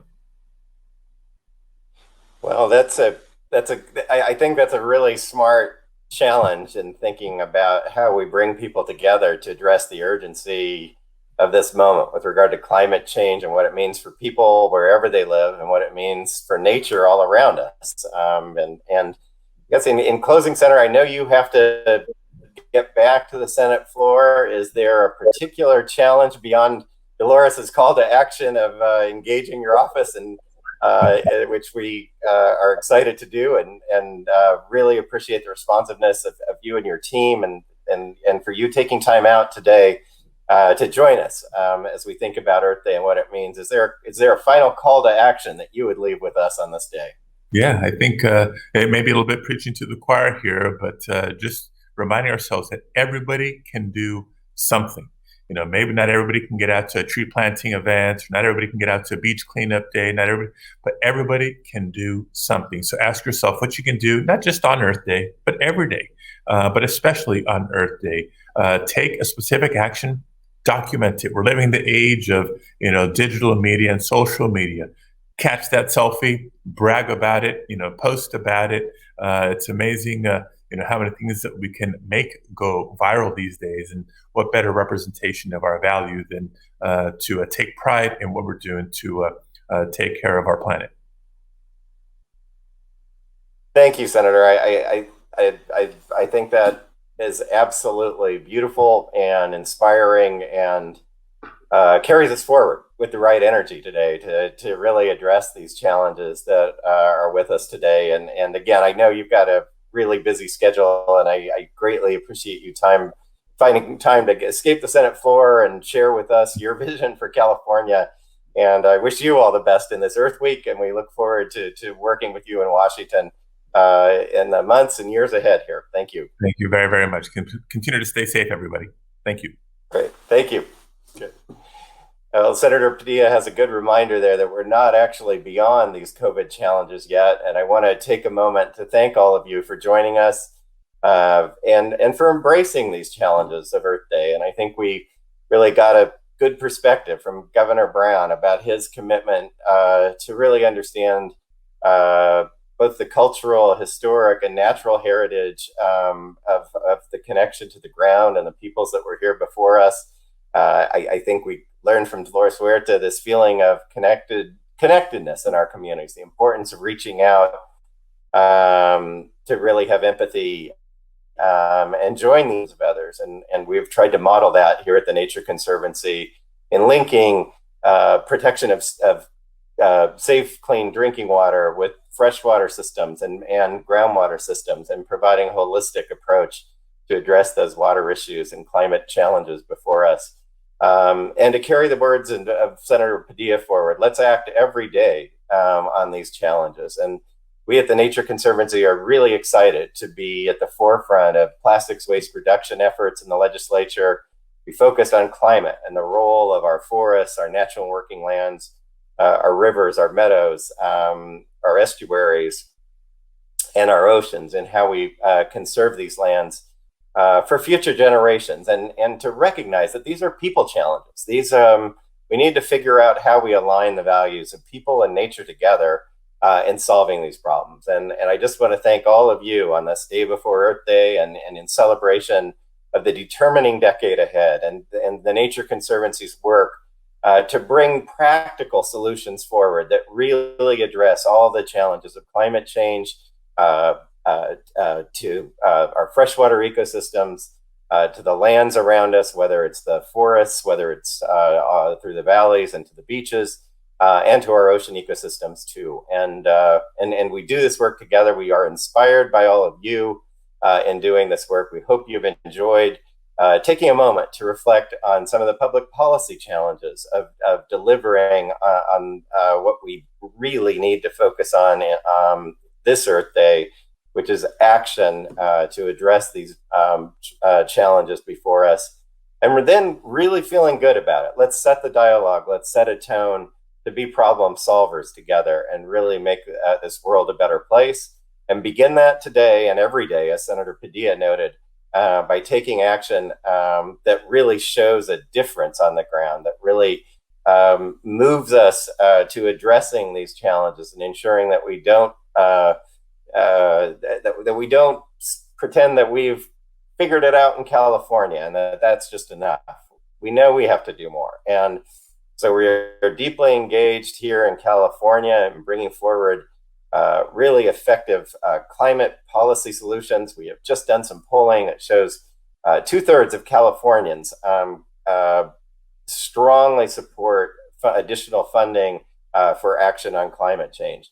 And more than 3/4 of all Californians support the California Global Solutions Act, which California led the way with globally in putting a cap and trade program forward to cap carbon emissions. And it feels so good to be a part of the Nature Conservancy, to be a part of what we are bringing forward in this moment to address climate challenges. And in that context, to recognize that we have to address climate change to protect nature. And I just want to thank all of you out there for your support of the Nature Conservancy's work, for helping us deliver practical solutions that are really working on the ground. And with that, I want to thank you and say Happy Earth Day, and let's all do this together. Thank you.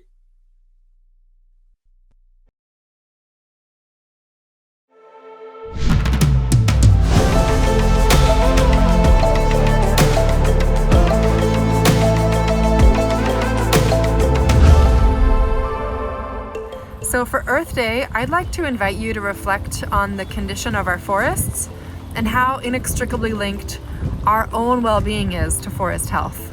Wildfires are breaking records and breaking hearts. Our old way of doing business is no longer working. We find ourselves in a moment of great transition, with climate change already here and unfortunate past management decisions coming home to roost. Now is the time to act. When I think of Earth Day, I think of my children. I think of them breathing fresh air and swimming in clean waters without plastics. We all have to do our bit. Happy Earth Day.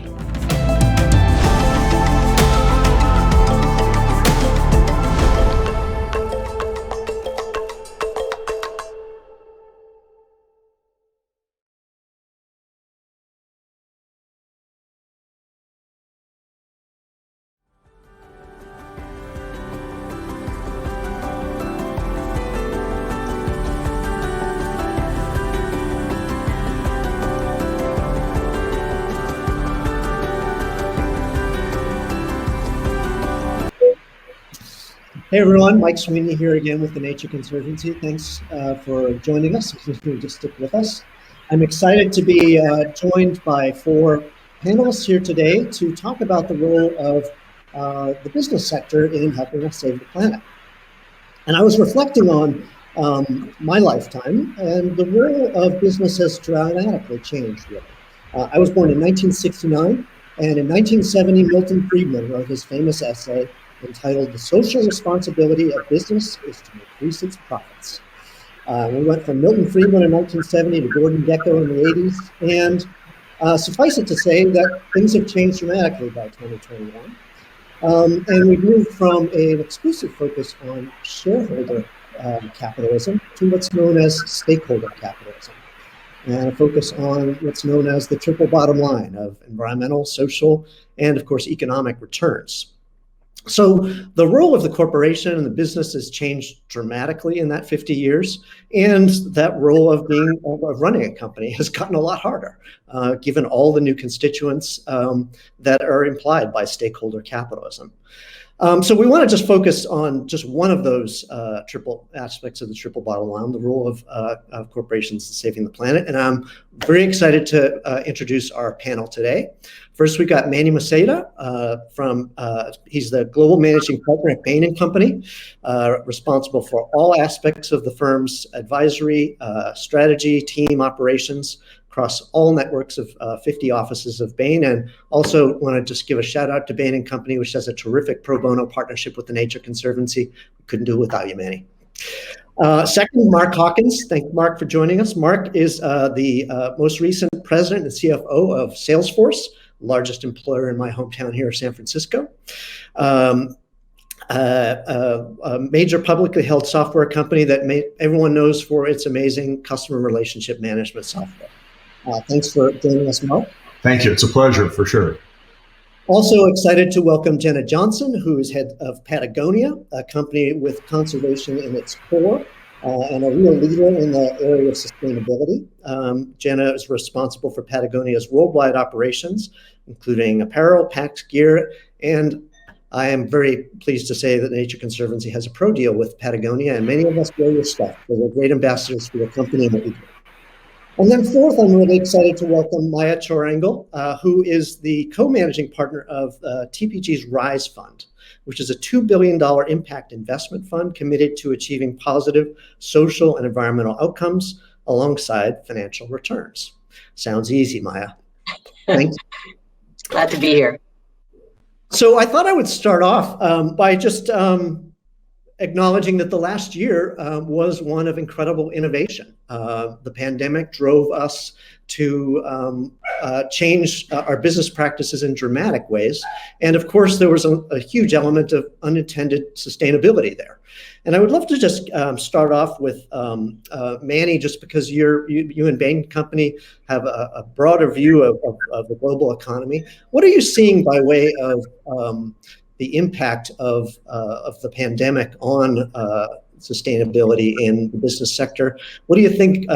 What parts of it do you think have been positive for the environment, and what parts do you think we're going to carry forward post-pandemic? Hey, Mike, thanks for having me. Honored to be with this group. Happy Earth Day, all. And Mark, I'm actually in the Salesforce Tower today, so I'm also in San Francisco. And on your question, Mike, you started with Milton Friedman to stakeholder capitalism. Frankly, that trend was already in place even before the pandemic, and the importance of sustainability. And so to some degree, it's accelerated over the course of the last year plus. What I've observed is that it used to be companies were increasingly having, let's call it, sustainability strategies, as opposed to now it's sustainability as part of the company strategy. And that's a pretty meaningful shift. And the reason that's important for most companies, as we've seen with our own clients, and my peers here are some of the most admired companies in the spaces. Number one, regardless of whether you're focused on pure shareholders or not, most companies care about their customers. And customer behavior has changed.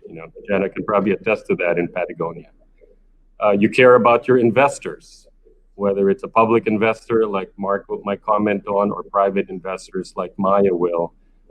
Sustainability is now a key metric in how investors think about investing. Every company I know thinks about what does it mean for our people, our talent.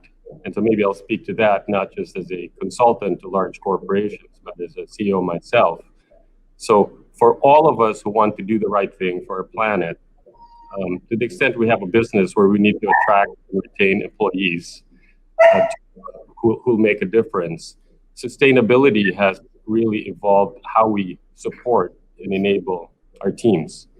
In the beginning, it used to be you encourage your teams to go support Earth Day or do community impact days. You just try to find good citizens, civic duty. And then you move to, and Salesforce, one of the first examples, can we donate some of our services, as we've done pro bono to important NGOs and organizations like the Nature Conservancy. So in our case, as a typical company, we allocate 2% of our product to good causes to have social impact. Both of those are important things to move the needle, but to really move the needle as corporations, it's not just the 2%, it's not just what you do in your spare time. The 98% of what you do commercially has to have some element of this. And so what's happened over the course of the last few years is that, for us, a core product is helping companies build strategy. Well, we have a sustainability practice. Large corporations are now engaging us to help them think about how do we meet the needs of our customers better, who care about sustainability, meet the needs of our investors in a responsible way, attract and retain our people. And so that's something that has just accelerated. And, the pandemic period has created some weird dynamics. It has all its challenges. Our own carbon footprint has dramatically reduced because we're not flying to clients. We're doing meetings this way. And so a lot of us are now thinking about what happens next.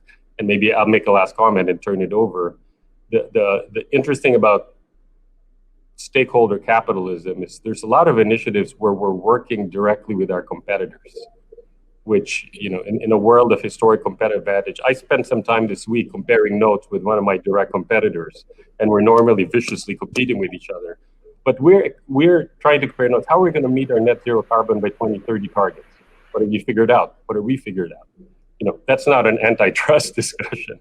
It's just a good dialogue that companies are having. And so I'm quite optimistic that this will continue, hopefully post-pandemic. Welcome my peers to comment. Manny, I imagine a big part of the carbon footprint of being a company was all that air travel. What do you think about that going forward? Well, I'd say every company is thinking about what is the new model, what is the new normal, and what are the sets of things that you can do via whichever platform you choose. And so we're evolving. I'm sure we're also social beings. Homo sapiens is one of the creatures of this planet too, and we can't just all stay in our homes doing work this way. So there's going to be a right balance, whatever hybrid model we want, and we'll figure out. We'll probably come into places like Salesforce Tower, a few days a week and in different models. But there's going to be a lot. I just think there will be a lot less, and it'll also be responsible as every company thinks about our own carbon footprint when we do travel. And my friends in the airline industry know this. We'll think about, are we traveling sustainably? Are the airlines also doing their share to reduce the carbon footprint? But lots of open questions, as you might expect, and know how it'll play out the next few years. But I don't think it'll go back exactly to how it used to be circa 2019. Interesting. Any other thoughts on sort of what's been called the great acceleration over the last year with respect to its sustainability impacts?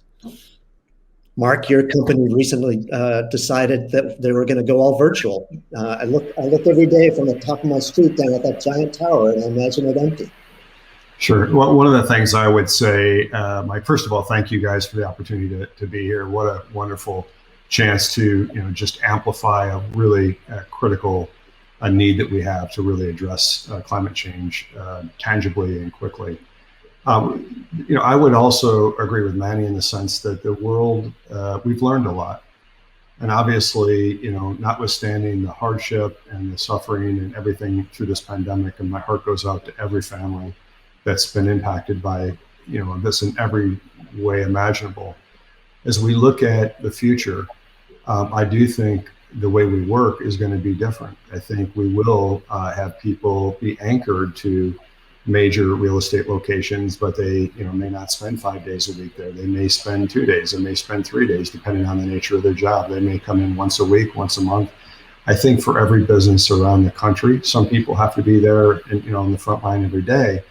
And there's probably no one size fits all, but I think virtually all sizes are going to likely change a bit because we've explored what's possible. And this is just another element of society going through a digital transformation. And so I do think it'll be a hybrid is what I would say. Yeah. Jenna, Maya, any reflections on this past year and what it's meant for? I would touch on a couple of things. Manny brought up a lot of really great points, as did Mark. For Patagonia, I think we can't, all of us as business leaders have really seen in the last year that this has been a really important moment for reflection and for really sitting and understanding what matters most to us, and certainly the climate crisis being at the forefront of that. And for Patagonia, we've taken a lot of time this last year to really understand where we're uniquely served to serve in trying to save and restore planet Earth and what that means. And in places where we're not uniquely skilled to do that, how do we collaborate with others in our industry, as Manny mentioned, or others in different sectors that we can really work with? Because certainly this is going to take collaboration amongst so many of us. And the idea that this becomes, that sustainability is a competitive advantage is completely contrary. That we should not be thinking of sustainability as a competitive advantage. This is a shared advantage that allows all of us to have responsibility as a business on this planet. I would just echo everyone's thoughts. I think that we reached an inflection point in the past year, both with respect to planet, but also with respect to people. And the urgency of the actions that need to be taken has really come home to roost, number one. And number two, to Jenna's point, it's a combined effort between individual, everyday people, corporations, policymakers and government, the big philanthropies of the world. And what's been really heartening to see is the reaching across, different sectors of society and business to come together to make a change, both with respect to the environment, and with respect to some major social justice issues around the world, whether it's, Black Lives Matter in the US or, the refugee issues globally. So the moment is ours to take now as a collective group, and I think that's cause for optimism. Thanks. So, one of the things I think about a lot when I think about corporate sustainability is just kind of planning horizons and moving from obviously quarter to quarter kind of thinking towards, decade to decade thinking, if you think about sort of reliability of supply chains, raw materials, all that kind of stuff. And, Jenna, Patagonia's, as I understand it specifically, is going as far as 100-year planning. I don't know if I got that right, but you're taking it all the way and looking really long-term about planning horizons. Tell us a little bit about how that impacts the way your business thinks and operates. Is that working out, or, how do you even get your head around that? Yeah, 100-year planning is really just a philosophy around thinking about wanting this business to survive and needing to have impact in order for the planet to survive in order to have a business on. As the conservationist David Brower says, there's no business to be done on a dead planet. So looking at finding solutions that can really support that 100-year vision. And we're about halfway through of what we consider a 100-year experimental journey at Patagonia. And this last year has certainly heightened the tension of urgency around the climate crisis. There is an absolute need for action immediately and urgently, and yet making sure that we're putting in place solutions that allow for business to survive for 100 years and this planet to really thrive. And that tension is incredibly complex and difficult at times, but so critical, because otherwise we get into constant fixing and refixing mode if we're only putting in place short-term solutions. So, for us, some of those come back to just looking at nature-based solutions and how we can learn from nature and put in place solutions that are really natural and draw from inspiration and knowledge from the world of nature and the way that it has survived and thrived, and be able to support that as we move forward, and thinking about how our business can really coexist with nature in that way for that long-term vision.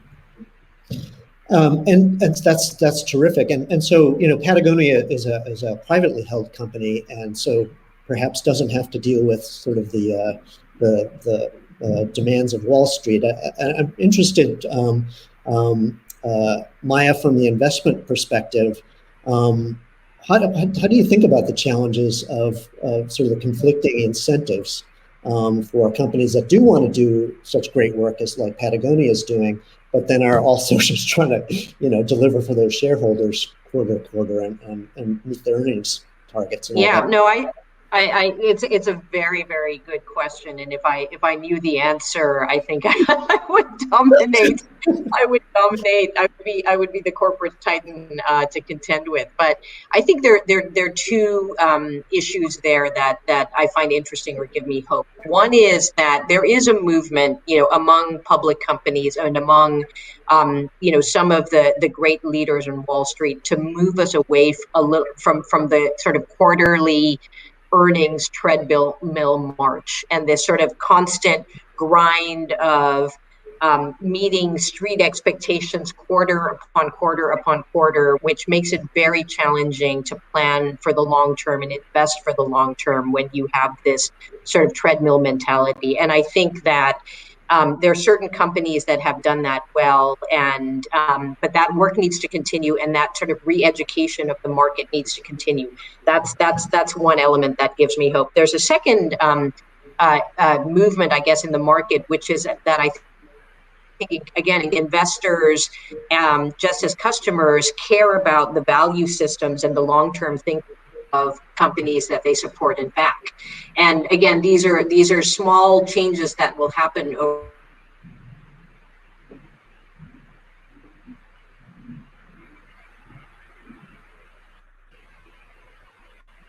All right. While Maya's frozen up there, maybe I could switch over to Mark and we can back to Maya. But Mark, you used to run a publicly held company, and one that actually did some of the things Maya was referencing in terms of Salesforce. As I think about Salesforce, it's very well known for really strong commitment to employees and culture, as well as good leadership with regard to offsetting its emissions. Your boss, Mark Benioff, has been a real champion of the Trillion Trees initiative. How has Salesforce navigated the challenges of being a public company while also following in your and Mark's lead to really do right by the planet? Well, sure. I'm glad to speak to that. The first thing I would say from my standpoint is there was a lot of discussion about quarterly targets or not quarterly targets. To me, I think I'd actually like to reframe it a little bit, from my own context, and that is that as President CFO of Salesforce for many years, I always felt the obligation to help first align my board and the leadership team around a long-term plan. And Jenna, I'm super in admiration of your philosophy for the long term. I wrote an article about taking a longer-term view, I think can create tremendous value for all the stakeholders. So I think the first thing is there alignment with the board, with management on the long-term plan? And then, how that actualizes itself, it happens day by day, quarter by quarter, year by year. But first to get anchored on what we're trying to do for a long-term plan to achieve all the needs that are going to contribute and really create a generational company and really address all the stakeholders. And once that's done, then I think you can have a discussion about quarterly. I've always said that I don't want to focus on short-term execution to a short-term plan. I want to focus on short-term execution to a long-term plan that really is well aligned to what's needed for all the stakeholders. And that's the way we've thought about it, number one. Number two, I will put out to you, I believe, and I've talked to our investors for years around values drive value. And our values have been very clear from the beginning. And they've included stakeholder capitalism, not in the last 2 years, 5 years, 10 years, but for 22 years. And our stakeholders of employee and customer and partner and community and shareholder and the planet have been center to the decisions that we make. And we believe that that has really oriented us and oriented our communications over the long term and our actions. Even during the crisis, when we're trying to stabilize and take care of our customers and everything, simultaneously in taking care of our employees, we were trying to find 60 million pieces of protective gear to help the hospitals across the United States. Because we knew that even during all the other stresses of trying to take care of things during the pandemic, we needed to have values driving value. So that's the way I think about it, and hopefully it gives a little context. That's really interesting. Values drive value. Maya, you froze up, but would love to come back to you. Actually, you were talking about values. Yeah, no, I was going to say that. Lost you, yeah. Yeah. Do you hear me okay? Perfect. Great. Yeah. Well, one of the other points of hope that I have is that I think increasingly investors and just as consumers are going to start caring much more about the values of the companies that they consume from or that they invest in, and the whole movement around sustainable investment, and not only sustainable investment, but thinking about ESG factors for companies, increased reporting requirements, et cetera, is all to the positive for helping companies think long term and about not just increasing their profit or maximizing profit, but being great corporate citizens, being good to their employees, and being good stewards of the planet, which is all what stakeholder capitalism is about. Thanks.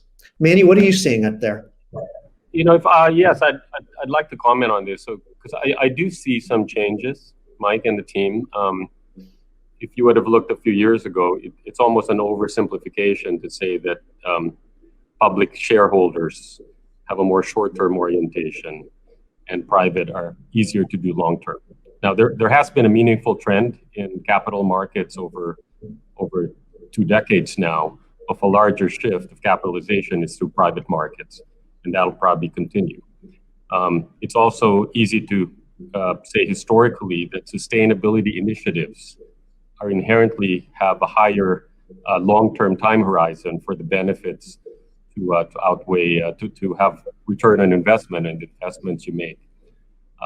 I'd say our observation is, those are both not necessarily true to the extent they were.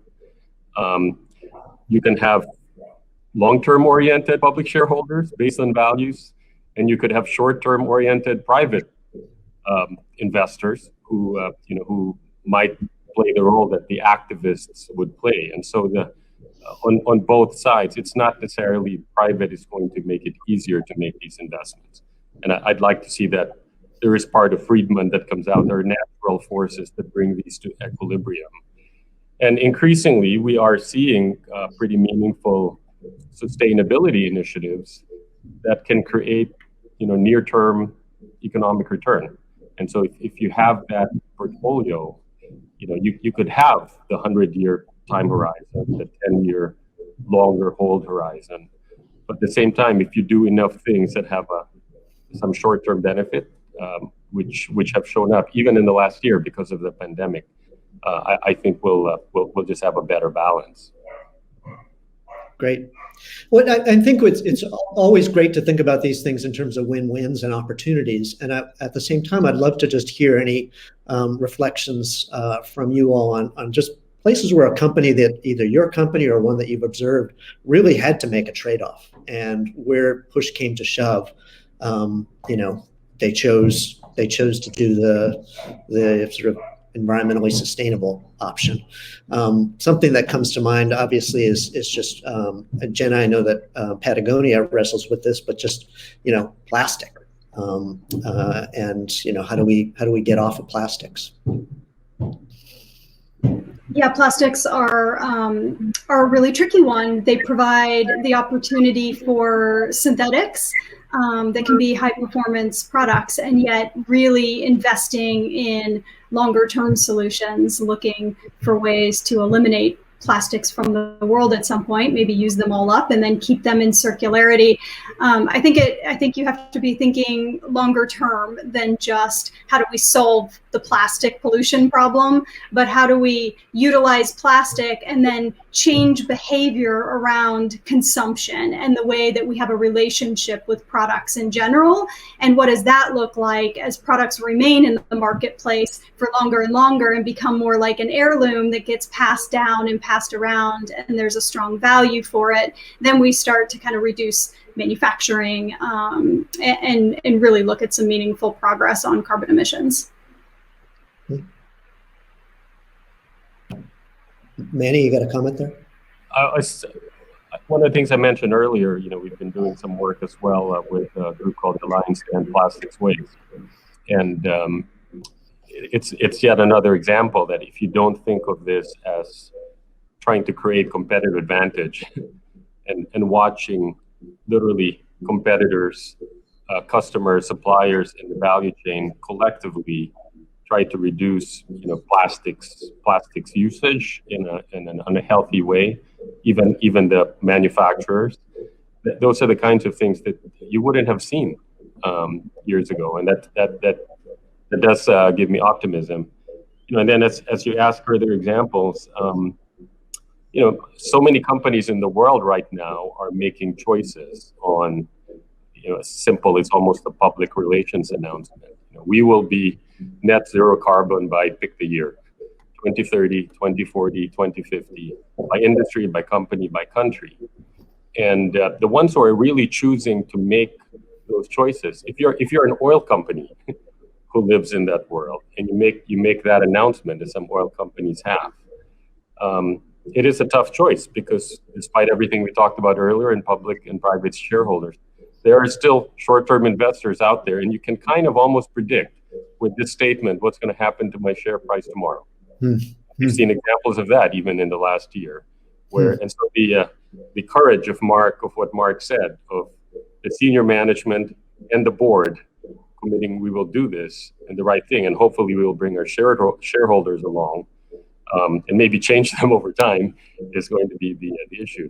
There is a courage involved component to corporations taking stances right now. Interesting. Mark?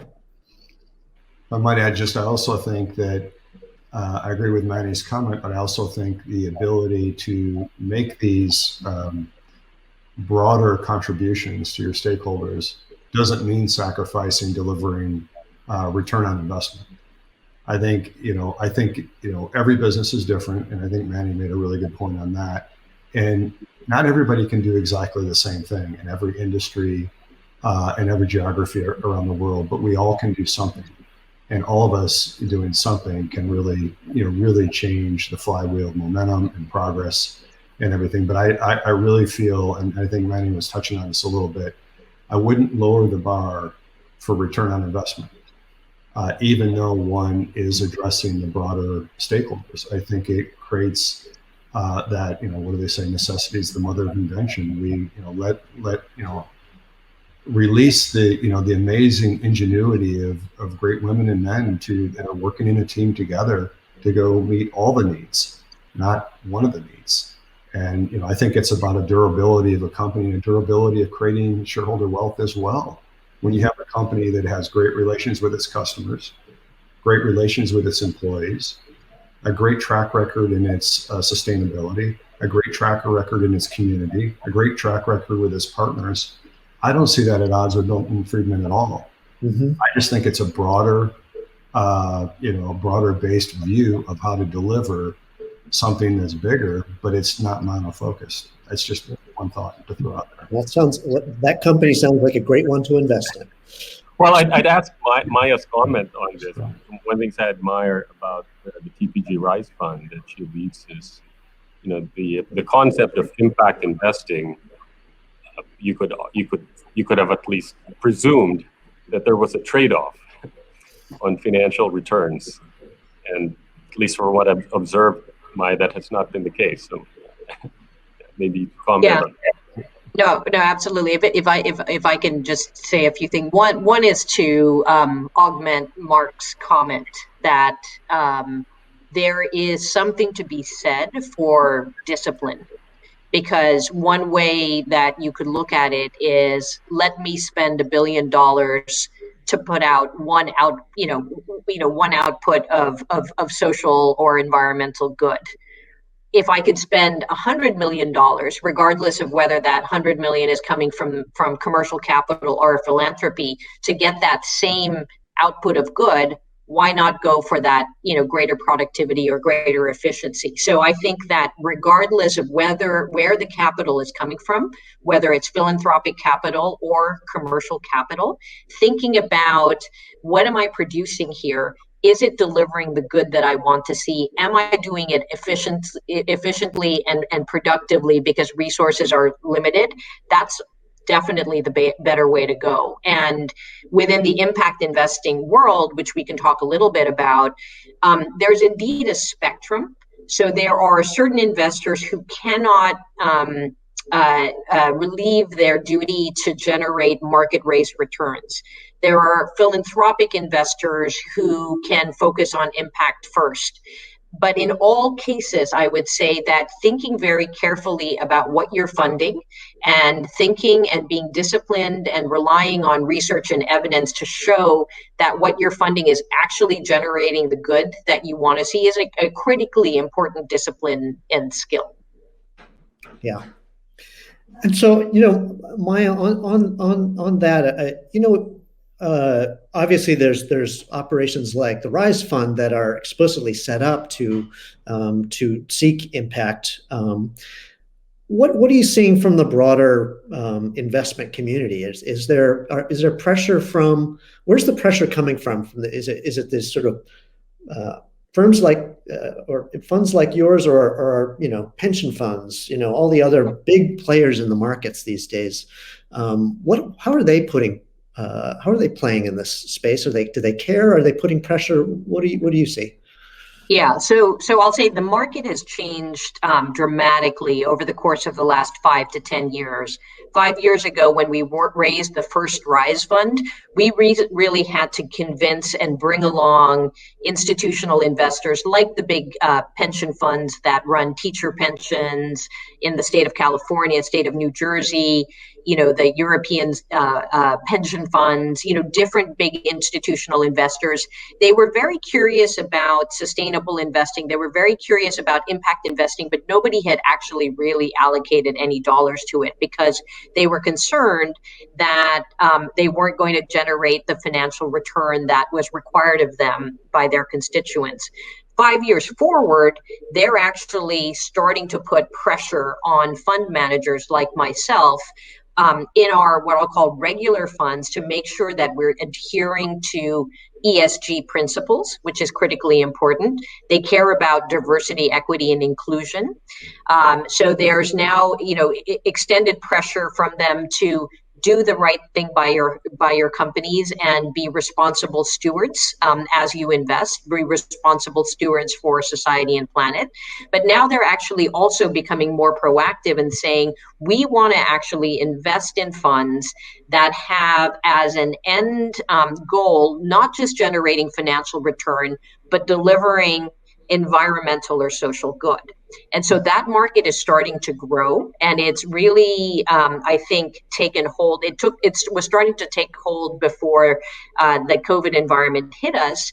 And since the COVID environment hit us, concerns about the environment have been paired with concerns about society and delivering a just society.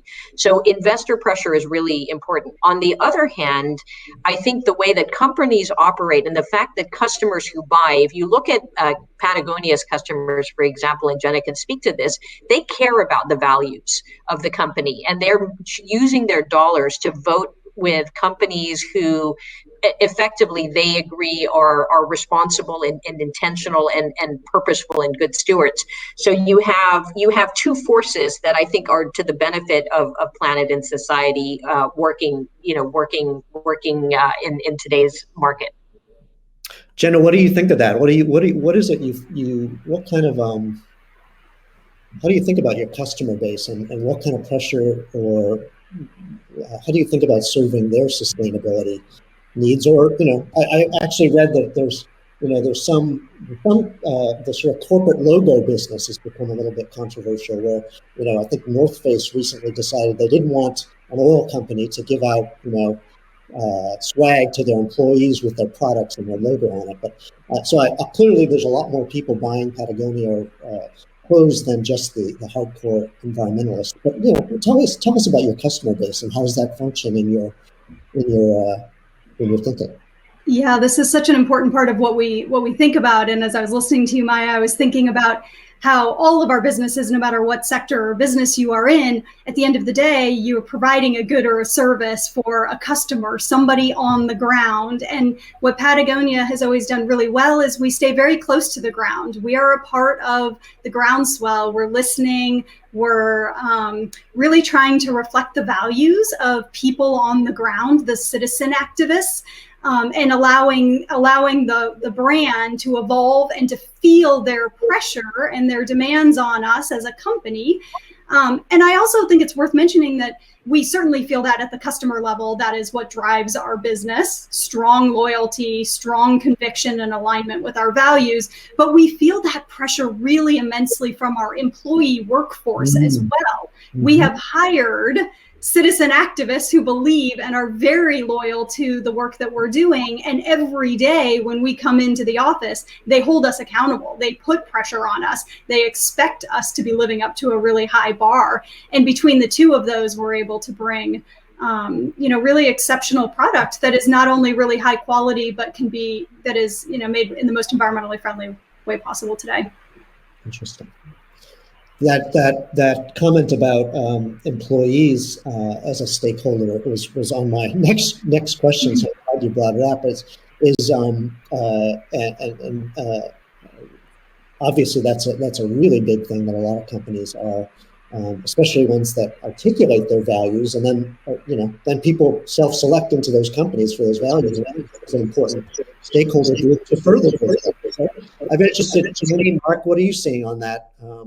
Mark, your company, obviously you've talked about values being a big part of the way you've run Salesforce, and I presume you have a lot.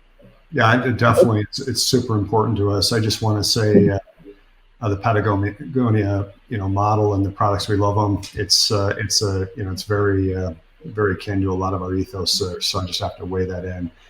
I think in today's world, it's more competitive than ever to have the best people, and people drive companies. There's just no question. And that is the secret sauce of every great company.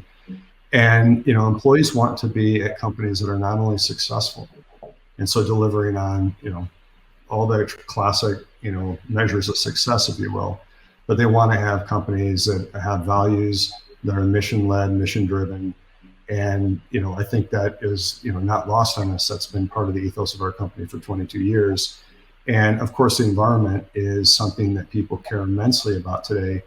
And, what I think, to your point, is to really create a company and to attract the right people. People, all want to see people get serious and really stop admiring the problem of climate change and stop admiring the need for sustainability and to instead activate into action. That's what people want. That's what, that's what I see. And I think companies, business is one of the greatest platforms for change.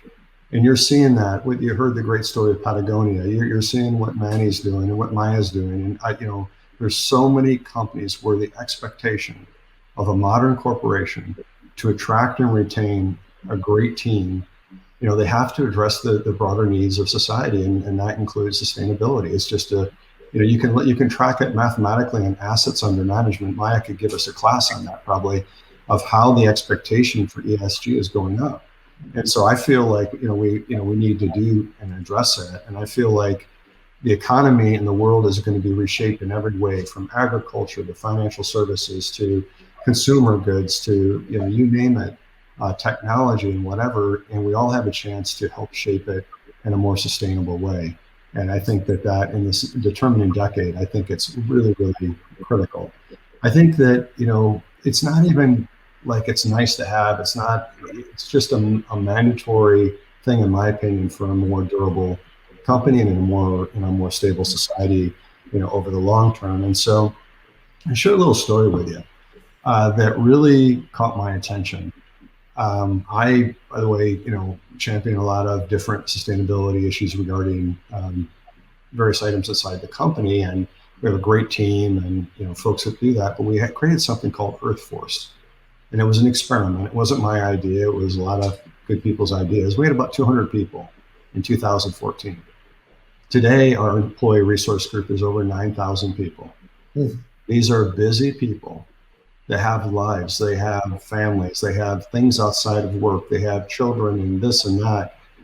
9,000 people regularly dedicating and volunteering in the community, not inside Salesforce, outside of Salesforce, to do something to help in this community. And that is where you begin to realize you're tapping into something that is very, very powerful on what employees really want in a modern corporation. And so, whether they're organizing to clean a local beach or to do recycling or to teach people about sustainability and educating people and having, just so many different examples that are inspiring. I think it's another example of how important this is, how passionate people are, and why it's critical for people, to get involved in my opinion. And so, I think no one can do it all. And there's not one formula for everybody, but if all of us get involved and do something, I think we would really be surprised at not only the progress we can make, but the mindset shift that does, that this is a topic of our age that we have to address. I think if we zoom out again, I think it's from the Earth Force metaphor, and really think that this is a corporation's time to rise to meet the challenge, to be on the right side of history and actually do something you can really be proud of over the long term. Notwithstanding, you have other stakeholders that you absolutely have to deliver on. And I think that we shouldn't lower the bar in any of that, but we should raise the bar on what we're doing in the area of sustainability. So that's why we at Salesforce, we're looking at every opportunity. I really like what Manny said. There used to be a sustainability strategy. Now there's a strategy that just happens to incorporate everything you're doing, needs to be thinking about sustainability. We decided at Salesforce Tower that Manny's in right now, to create the largest black water project in the United States of America in a commercial building. We're the first to have this kind of a water recycling program in San Francisco. It is our obligation and responsibility in a state that has a drought to lead from the front. And that wasn't an afterthought. It's a thought in the middle of everything that we're doing. So Manny, I agree with the strategy side of this. So I think, in this environment, I just want to say, a last couple things, and that is, I think employees are demanding more accountability and more transparency. And so are investors.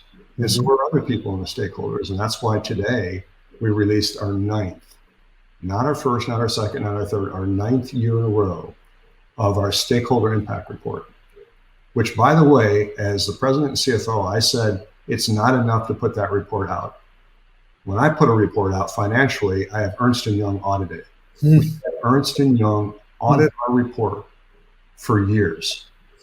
We want to have the say and the do ratio be totally reliable. Trust is our number one value. And I think that this is what employees are looking for, Mike. This is what other stakeholders are looking for.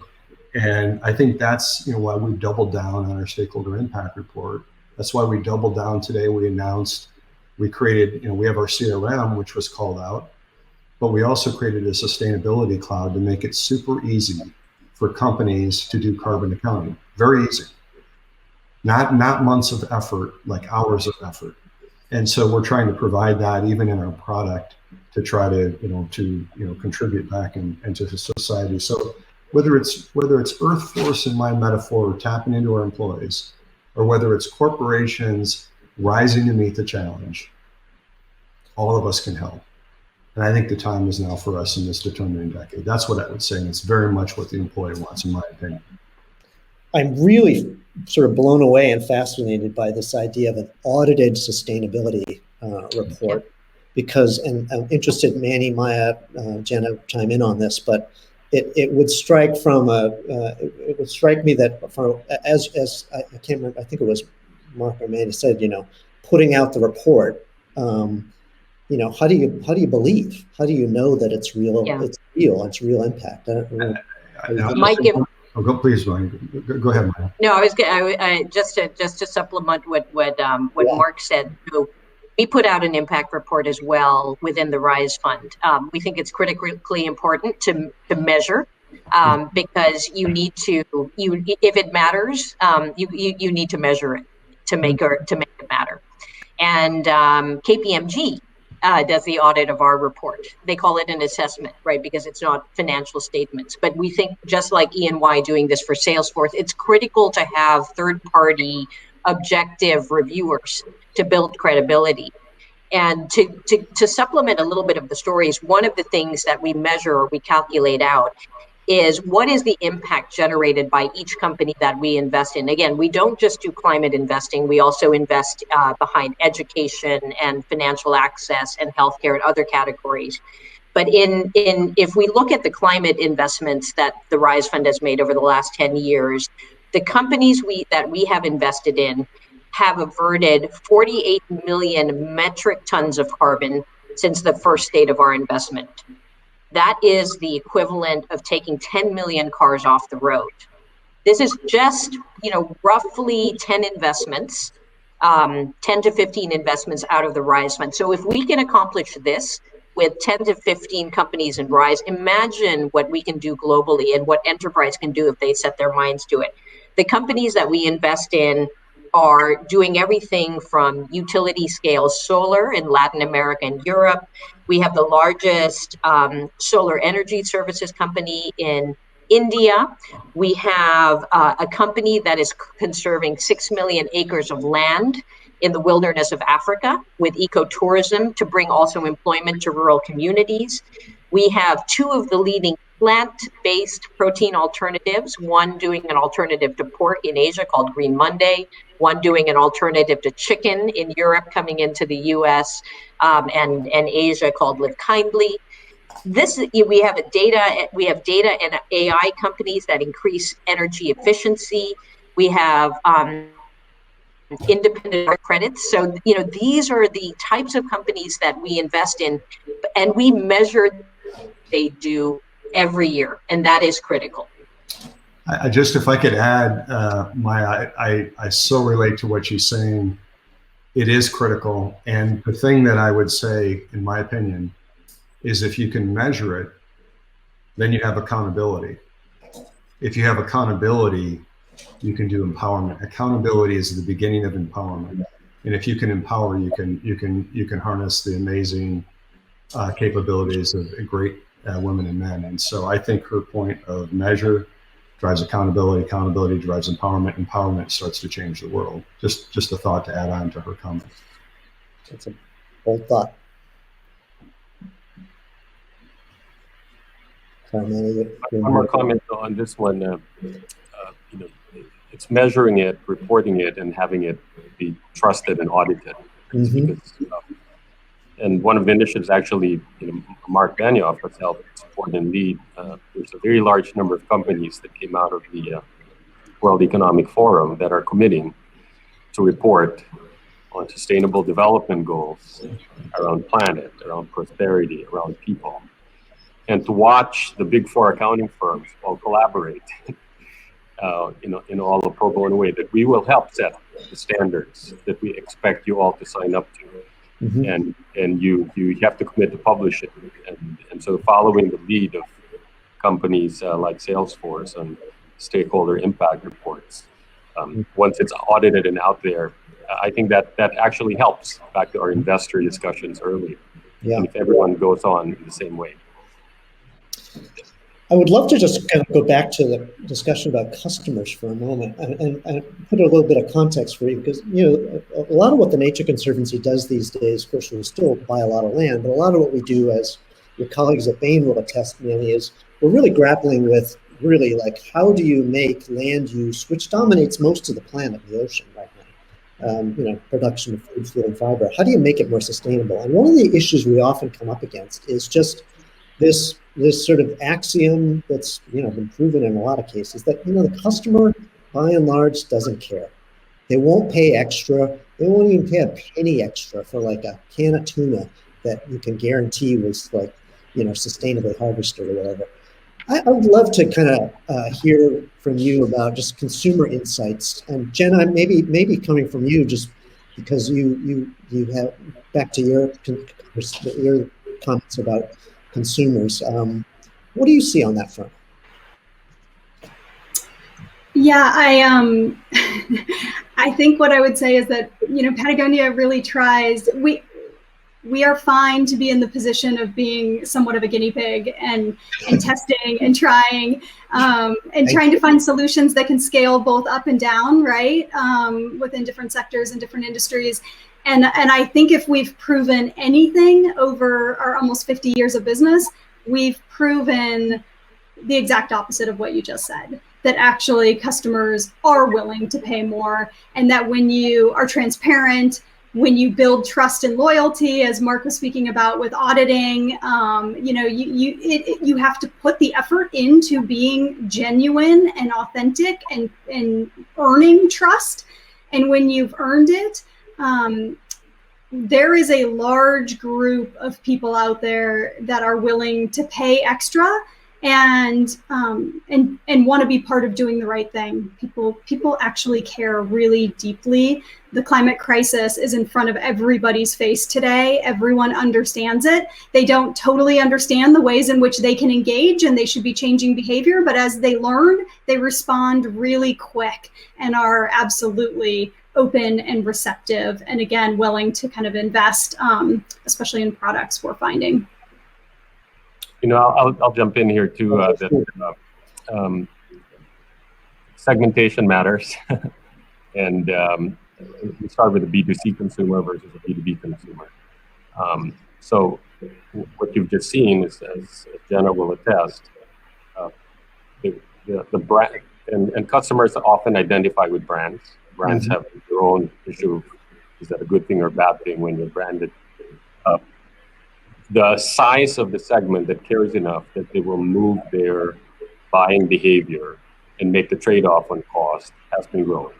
And so companies that directly address that particular segment, like Patagonia, and if you can expand that's sort of goodness. Now there are large other customer segments out there that will make their choice based on what is literally, and you could, what is the most cost effective, what is the lowest, what's the most convenient, what's the prettiest. And so you'll have a multifaceted brand strategy, and even the world's largest corporations are building, whether it's food, it's attire, an increase in this particular domain.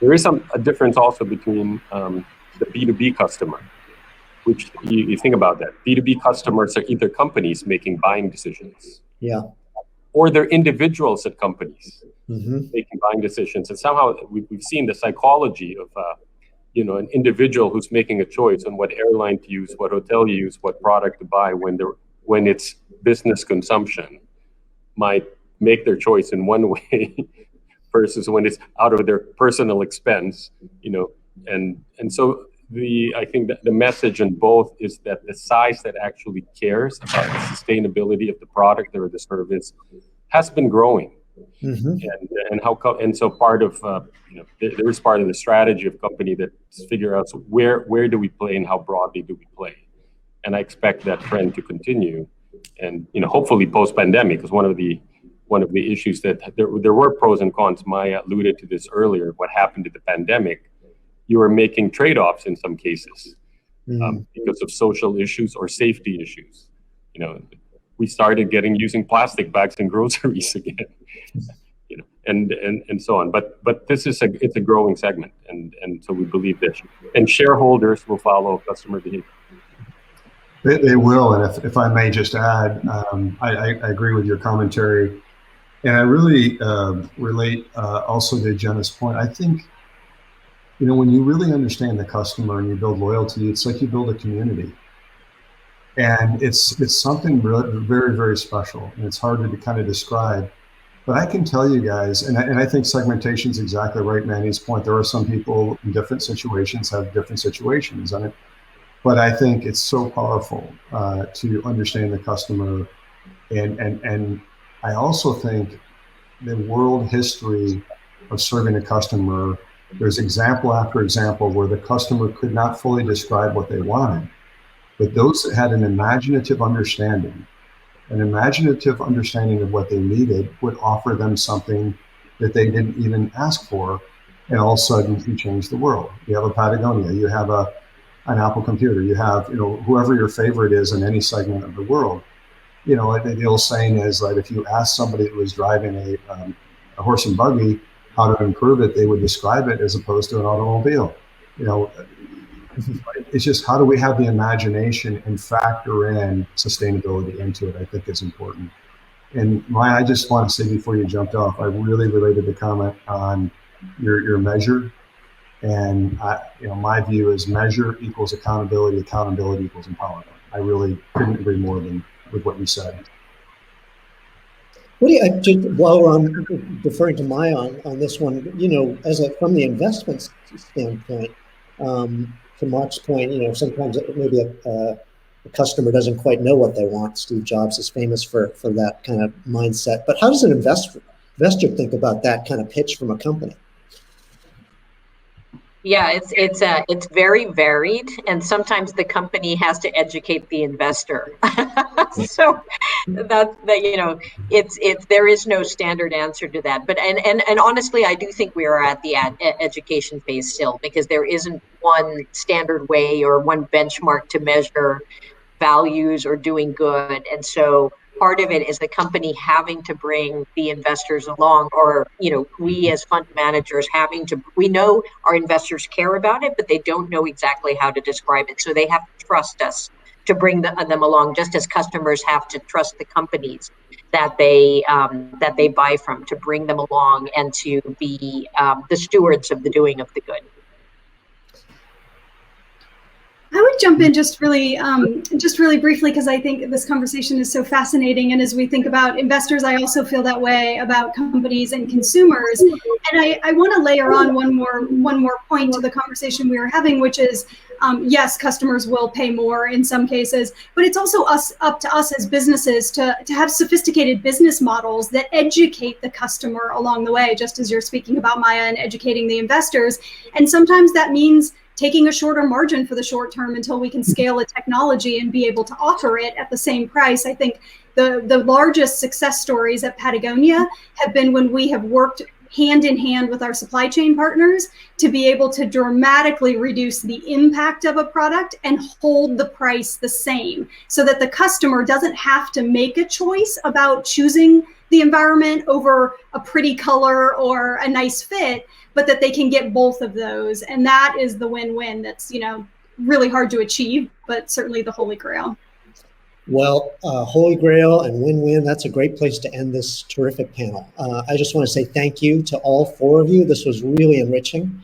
I really appreciate your time and your insights. And Maya, Mark, Manny, Jenna, thank you. Thank you very much. Yes.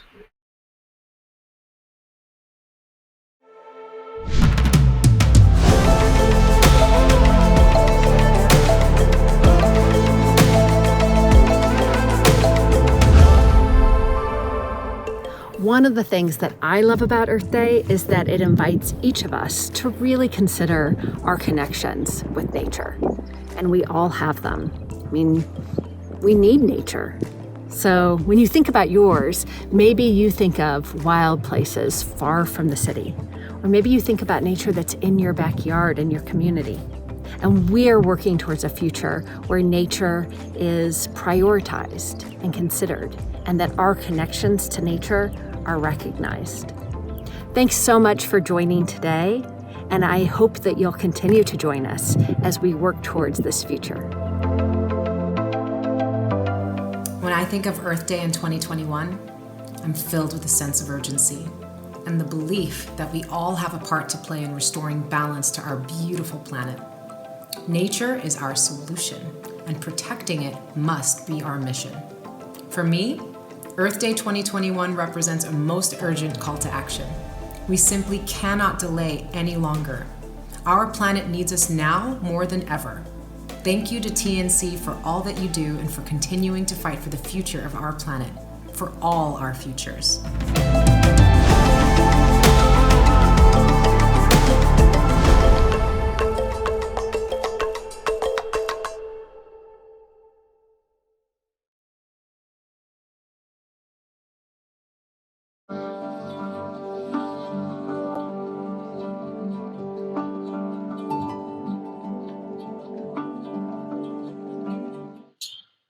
Hi, everybody. Life in the time of COVID here, doing this from remote. My heart rate is up, so I feel like I'll bring a lot more energy to this panel now. So let's get going. Sorry about that technical difficulty. So I'll start over. Hi, everybody. I'm Jenna Johnson. I'm the Director of Marketing and Communications here at the Nature Conservancy. I am super excited about our next discussion, which will continue our exploration of the determining decade. This short, critical window of time we have left to decide what we want our future to be and how we can meet this moment, one where both nature and humans thrive. Our panel is called Still an Inconvenient Truth, Communicating Climate Urgency. We thought that title was apropos because it is inconvenient, acknowledging that to secure our future, we need to be honest about the state of nature on our planet. The idea that business as usual won't work, which means we have to change. Change is hard and it's inconvenient, and we're here to talk about some of that today. We've been hearing about climate change and dangerous decline of nature on our planet for decades. Yet something in that message has not translated to an immediate, massive, concerted response to the global emergency that we find ourselves living in. This panel has a unique perspective on this discussion, as all of these panelists have made it their business to dive deep into every aspect of conservation and bring those stories to the world. So I wanted to welcome our four distinguished panelists. First is Juan Gonzalez, legendary journalist, professor of journalism at Rutgers, and co-host of Democracy Now! Hello, Juan. Hi, everyone. Amy Martin, the founder and executive producer of Threshold, a Peabody Award-winning podcast that takes deep dives into complicated environmental issues. She is currently working on her 4th season of the show. Hi, Amy. Michelle Nijhuis is an environmental and science journalist and the author of a new book about the history of conservation called Beloved Beasts, Fighting for Life in an Age of Extinction. Thanks for joining us, Michelle. And then last but not least, Matt Simon, staff science writer at Wired, and is currently working on a book on microplastics. Welcome, everybody, and thank you for joining us today. So I've got a number of questions for you all. And because this is a virtual environment, I think what we'll do is I'll state the questions, I'll throw to one of you to start the discussion, and then I'll do my best to sort of open up each question so that you can all add your thoughts and we'll make a conversation out of it. So without further ado, Amy, let's start off with you. There's so much to take in about everything we need to do to take action in the next few years to really make an impact across the board during this short window of time we call the determining decade.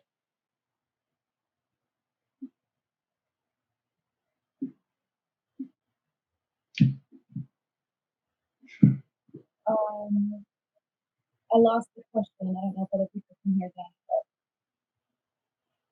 You froze again. Okay. Well, how about we just try to keep talking? I'm not totally sure where that question was headed, but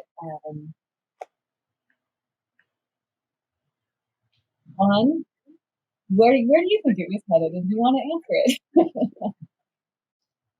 You want me to start? Well, I mean,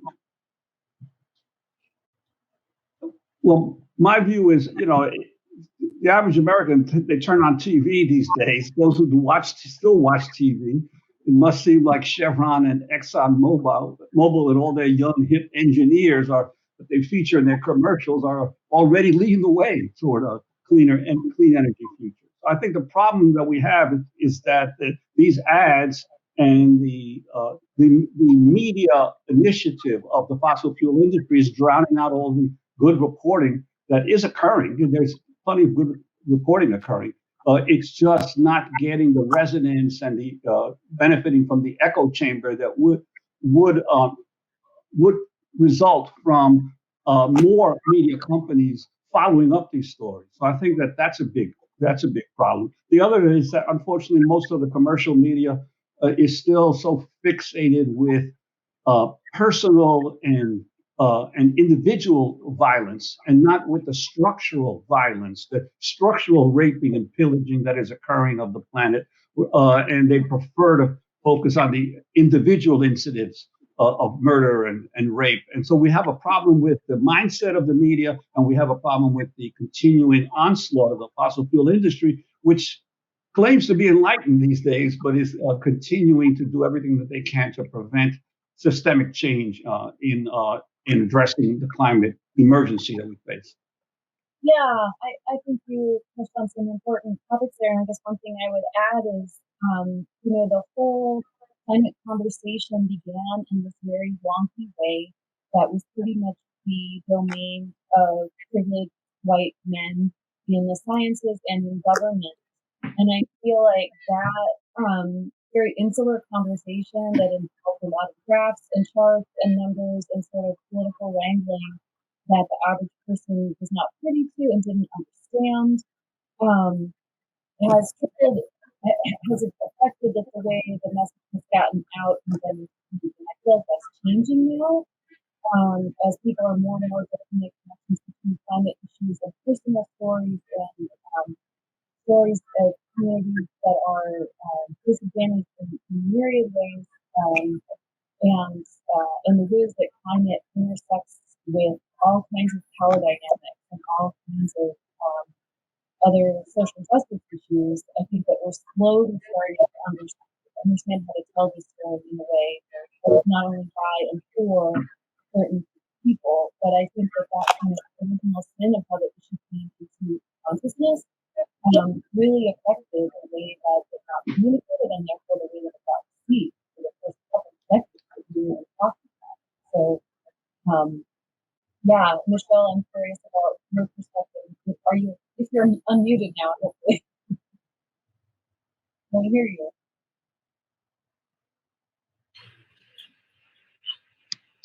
Am I live?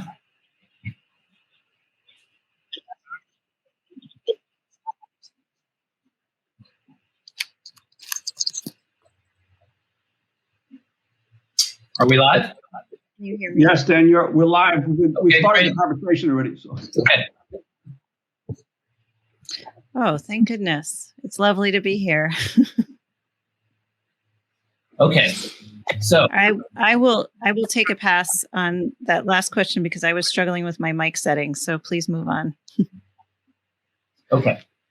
So the question was, how do you think about telling stories that create urgency and action in the current media environment? And what is the role of journalism in galvanizing that action? Okay, I can jump in here to build off what Juan was saying. There's this narrative of personal responsibility that's coming to the fore here in climate change. Like we should be flying less. We should be doing everything in our power to emissions, which should absolutely happen. We should do that as a person. But I fear that kind of steers the blame for climate change away from the companies that are responsible for this, fossil companies in particular. So as Juan was saying, there's this need for structural change that you need to push toward, keeping in mind all the stuff that we can do as individuals, which are very important. But we can't lose sight of the fact that this is a massive structural worldwide problem, economic problem that we need to certainly shake up in the years and decades ahead. Juan, did you want to? Yeah, I would agree with that heartily, and also add that I think speaking very generally, I think the media has spent a lot of time explaining the complexity of the problem and less time explaining the complexity of the solutions. And so we tend to default into solutions that have a lot to do with personal responsibility, because individual action is the easiest to understand. There's so much reporting that I think remains to be done about systemic change and how that gets accomplished, how it can be accomplished, what our options are. And because I think understandably, we have spent so much time wrestling with denialism, trying to explain that the problem exists at all. We're late in getting to that, but it's so necessary. Yeah, absolutely. I think that one of the ways to answer the question, Danny, to think about storytelling, environmental storytelling in general, that we're trying to be at threshold, is that we're really trying to now breathe more oxygen into narratives that are just old and tired and not true. So although we acknowledge that there are people who think climate change is real and actually progress, it's crucial to ensure that we're trying to tell and not use it to getting their perspective out. Of course, we'll figure it out, but we're not. We've had many times people go, we can do an episode or part of an episode trying to clarify that climate change is actually real and there's water. Again, we're like, what? No, we so clearly need to move beyond that. So far back in our future, but I think what we can do from the second level is pick what we're shining the light on. Like you said, trying to figure out ways to center solutions, try to center people who aren't necessarily always included in the conversation. Otherwise, their perspectives in there. Got it. Amy, you're a little hard to hear. We're going to do a mic check on you. One, what are your thoughts on that? What is journalism's role in galvanizing action around climate change? Well, I think that there's several ways you can look at it. One is the issue, for instance, we in Democracy Now! Have been doing this for decades. I mean, we spent back in 1999 at the World Trade Organization protests, we devoted 2 hours every day to covering all the grassroots movements that were dealing with the impositions that were being attempted on the nations of the world by the WTO. We've covered virtually every climate summit that has occurred over the last 20 years, and we've tried to bring as much of that as possible to the public. But I think this issue of being able to harness new technologies to new media technologies. For instance, one of the things I did recently with my students at Rutgers, an investigative reporting class, is that Rutgers has been very in the forefront of doing climate research, but no one ever held Rutgers directly responsible for its own carbon footprint. So I had my students study what were the actual emissions and the carbon footprint of Rutgers itself. We found out it's doing all this great research, but its own practice is terrible, even compared to other Big Ten schools. Yet you take a university like Arizona State University, which is really in the forefront. They do real-time monitoring of the energy usage of every single building at Arizona State University. You can go online and find out what every building is doing in terms of emissions. And therefore, you're holding not only the university in general accountable, you're holding every department and every part of the university accountable. That kind of accountability, I think, needs to be brought. We need to use live streaming in real-time tracking of who is responsible for the increases, continuing increases in the use of fossil fuels.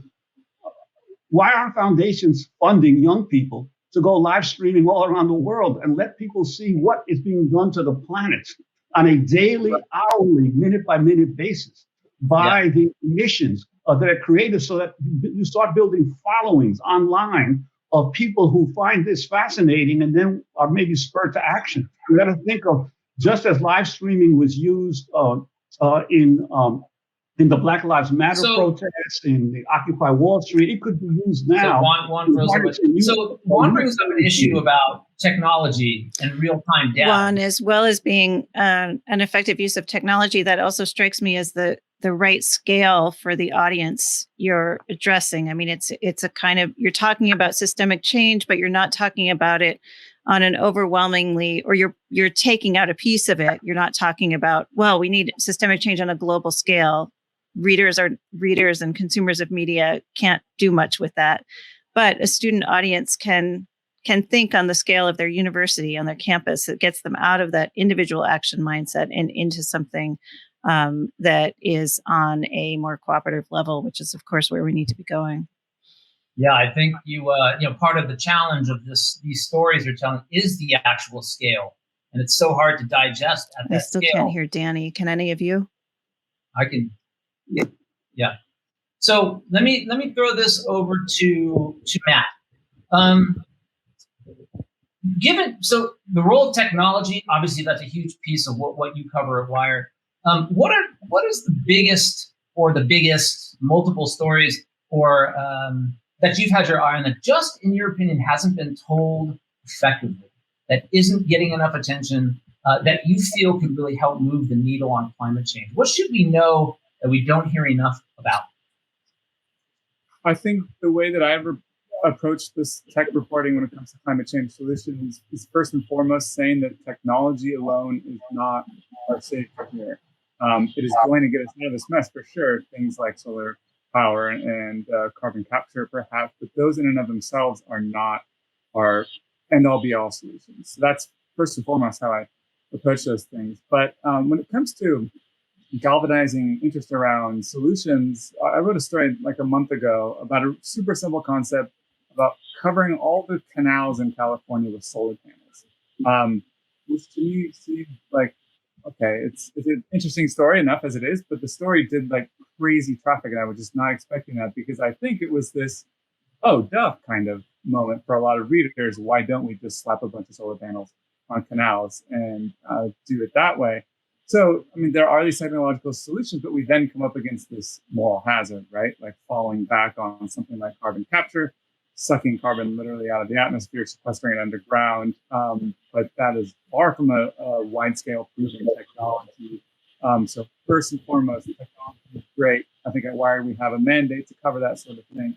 But first and foremost, we need to bring down emissions using some of those technologies, to be sure, but not losing track of that goal, which is to crash emissions as quickly as possible. Right. Okay, so following on the story of what are we not hearing enough about, I throw it to Juan and to Amy. What do you guys think? What do we need to know more about? Well, one of the stories that I think is really not understood and could help most Americans really begin to understand the impact of climate change on their lives is the migration crisis. You know, over the last 20 years, the migration crisis at the southern border has switched from a largely Mexican migration to largely Central American migration. There are many more people coming over the Mexican border from Central America than from Mexico itself. Why is that? And I would say that it's not simply violence and corruption in their local government. It's climate change. Beginning with Hurricane Mitch in '98, a Category 5 storm that killed 10,000 people and dislocated 1.5 million. There have been a series of tropical storms, including 2 last summer, that are continuously causing havoc in Central America. And in addition to, there is a developing and growing drought in the dry corridor of Central America through Salvador, Guatemala, and Honduras. And the Central Americans, along with the Puerto Ricans who were forced to leave the island after Hurricane Maria, I would submit to you, are the first climate refugees that have hit the United States shores. And this is going to be a developing crisis. And we have to get to the American people that migration in this country, as well as in other parts of the world, is increasingly a result of our failure to address the climate emergency that the planet faces. Amy? Yeah, I would agree with that. Some of the reporting that we've done in coastal Alaska, talking about the abandonment of those people and the migration that they are being forced to do or consider, it kind of is right in line with that. we're certainly not the only ones who've reported on that, and yet reported as many people as report on it. It seems like nothing is changing for them. So I want to lift that up. I guess I also think from another perspective that something that is not being covered enough is the many, many scientists who are working incredibly hard to figure out ways out of this. And not only scientists, but I think scientists in particular don't do a great job. They're not PR people, for a reason, and that's a good thing. But there are people that are they've spent decades mapping out models for what steps we need to take and how we need to take them. And I think that we need, as journalists, to be willing to engage with some of that complicated data and try to break it down, try to be the translators from the lab out into the world so that their work can get more visibility and so that people can start to understand not only the problems, but the pathways forward. Michelle, can you hear us okay? I can. Now I can hear everyone. Thank you for your patience. We've leveled out. Go ahead, over to you. Well, one thing I would add to what Amy just said is from researching the history of conservation for the past couple of years, one thing that I think is missing in both in the conservation movement and then in journalists who cover it is social science, which of course is where we are finding our solutions, because both the climate problem and the conservation problem are the solutions are going to come from human behavior. And I think many activists and perhaps many journalists who cover these issues come from at least an interest in science or some science background. So we default to the life sciences and trying to explain the complexity of the life sciences, but we really need to spend more time with the social sciences and the humanities and trying to show where that kind of research is leading us, because that's the research that's leading us toward the solutions, I think. Thank you for that. Let's move on to another question. So certainly we came here to discuss the role of journalism and the responsibility you all might feel to drive understanding and action around critical environmental issues. But what about consumers? You all have armies of readers and subscribers. What can they do to contribute by supporting voices that speak truth in climate and the environment? And the question is, who out there is doing a great job, besides present company, obviously, of communicating these issues? Is there an outlet, a journalist, a certain type of storytelling that's really breaking through, that you never miss reading, that you think other people should tune into? What's going on out in your world that's working from a journalistic perspective around climate and the environment? I'll throw that, Matt, why don't you jump in? Sure. I think increasingly what we've been seeing in the coverage is more personal stories. And what actually struck me from one of the Democratic debates for the last presidential election, all the Democratic nominees delved into these personal stories about folks that they had talked to that had been affected by climate change. I think in particular in recent years, we have been seeing much more of that. And that, I think, kind of brings the problem of climate change home, in that I think a lot of Americans have up until this point think that climate change wasn't going to affect them. And it certainly is now affecting everybody. The underprivileged much worse, as per usual with our systemic problems in the United States. They're being affected the worst. And I will just add that this is not an ideal time to see the collapse of local news. It's terribly timed. We could be using very much more investment there to bolster that coverage on the local level. Amy, over to you. What do you think?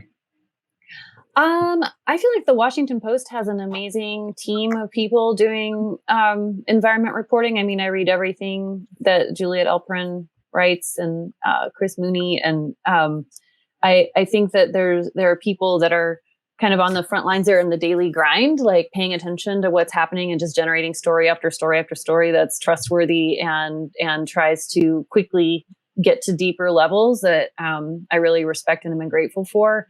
Since I'm in the podcasting and radio world, I'm very attuned to what's happening on NPR. I think they have some fantastic reporting, and I guess kind of echoing what Matt said, I think some of the great reporting on public radio comes from the member stations. I mean, in addition to the mothership in DC, but some of the member stations, I'm thinking of Tegan Hanlon at Alaska Public Media, many, many more who are maybe not household names across the country, but are providing crucial, on the ground reporting from local communities about how different environmental issues are affecting people.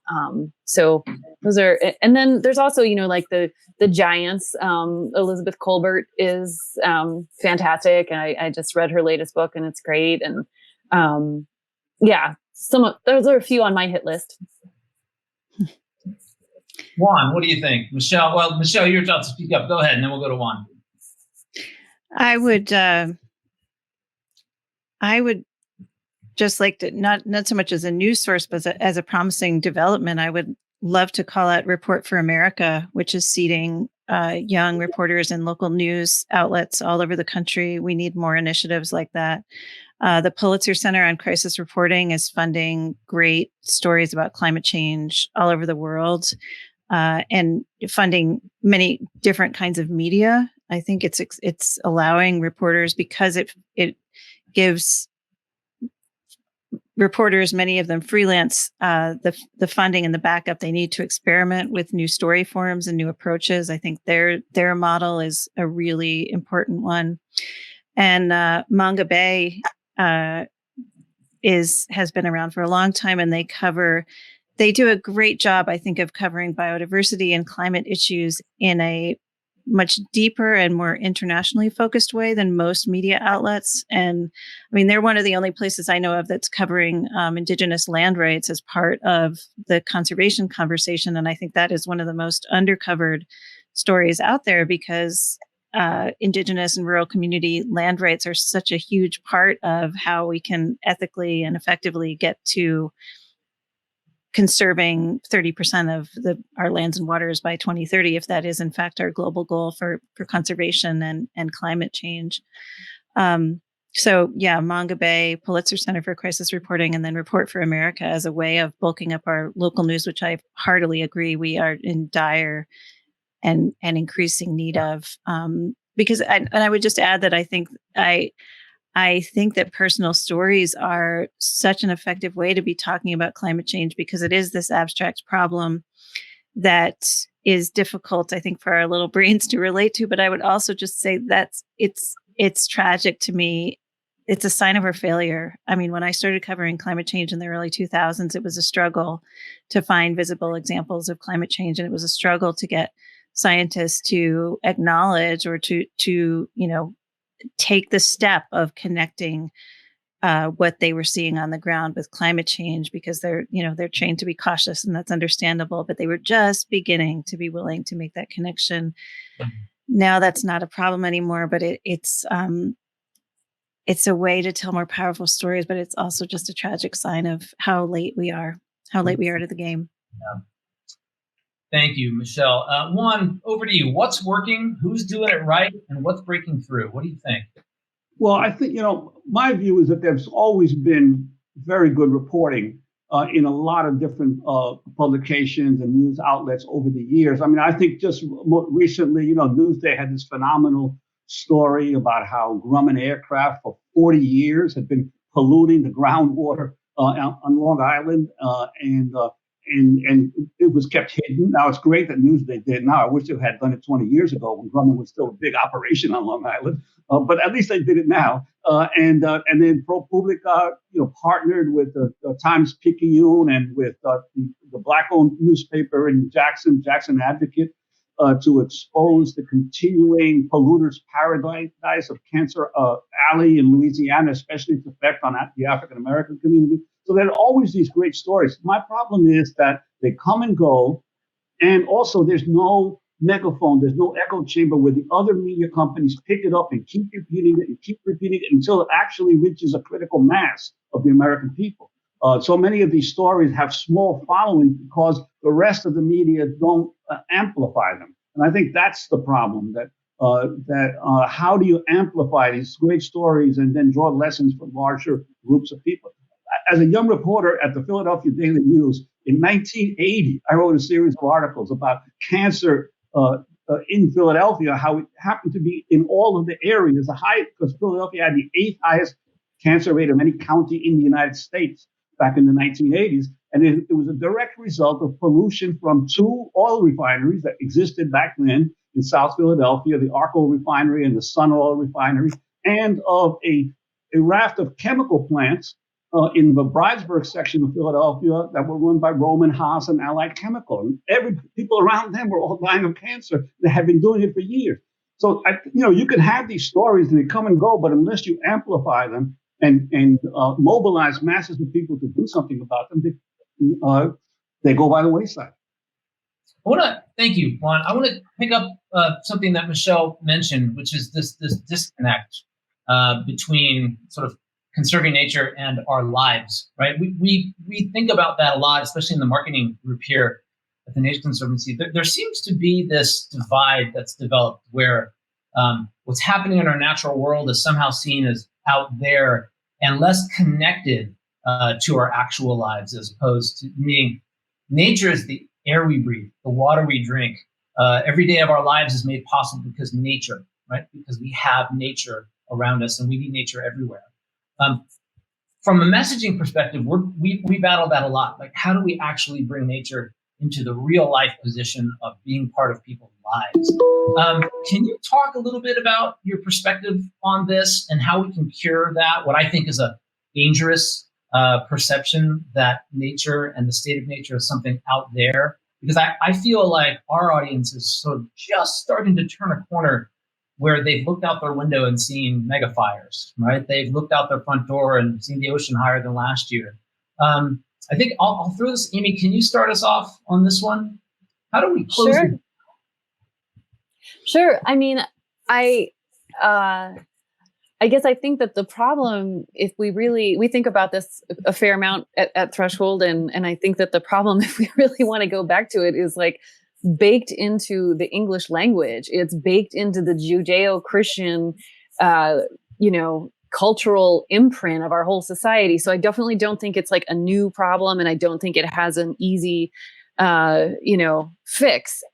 Because I mean, ever since we invented the story, or in my view, invented the story of the Garden of Eden is here and people are out there, we've created this nature versus man and woman paradigm that we're still stuck in. I think that, it's important to remember that not all cultures and not all religions and not all languages have that embedded, imprinted so deeply. And so I think one of the things that we can do is try to pay attention to the many, many cultures, most of them indigenous, that don't have those divides that are affecting, before we even say the word. And for order for us to talk about this, we have to talk about this thing called nature that's separate from us. And it's BS. We are nature. It's not just the fires in the ocean. It's our skin and bones and our cells. It's everything. It's the food we eat. And so, I mean, one of the ways that we try to handle it on our show is that when we talk about, we have to use the language that we have. We are in the culture that we're in.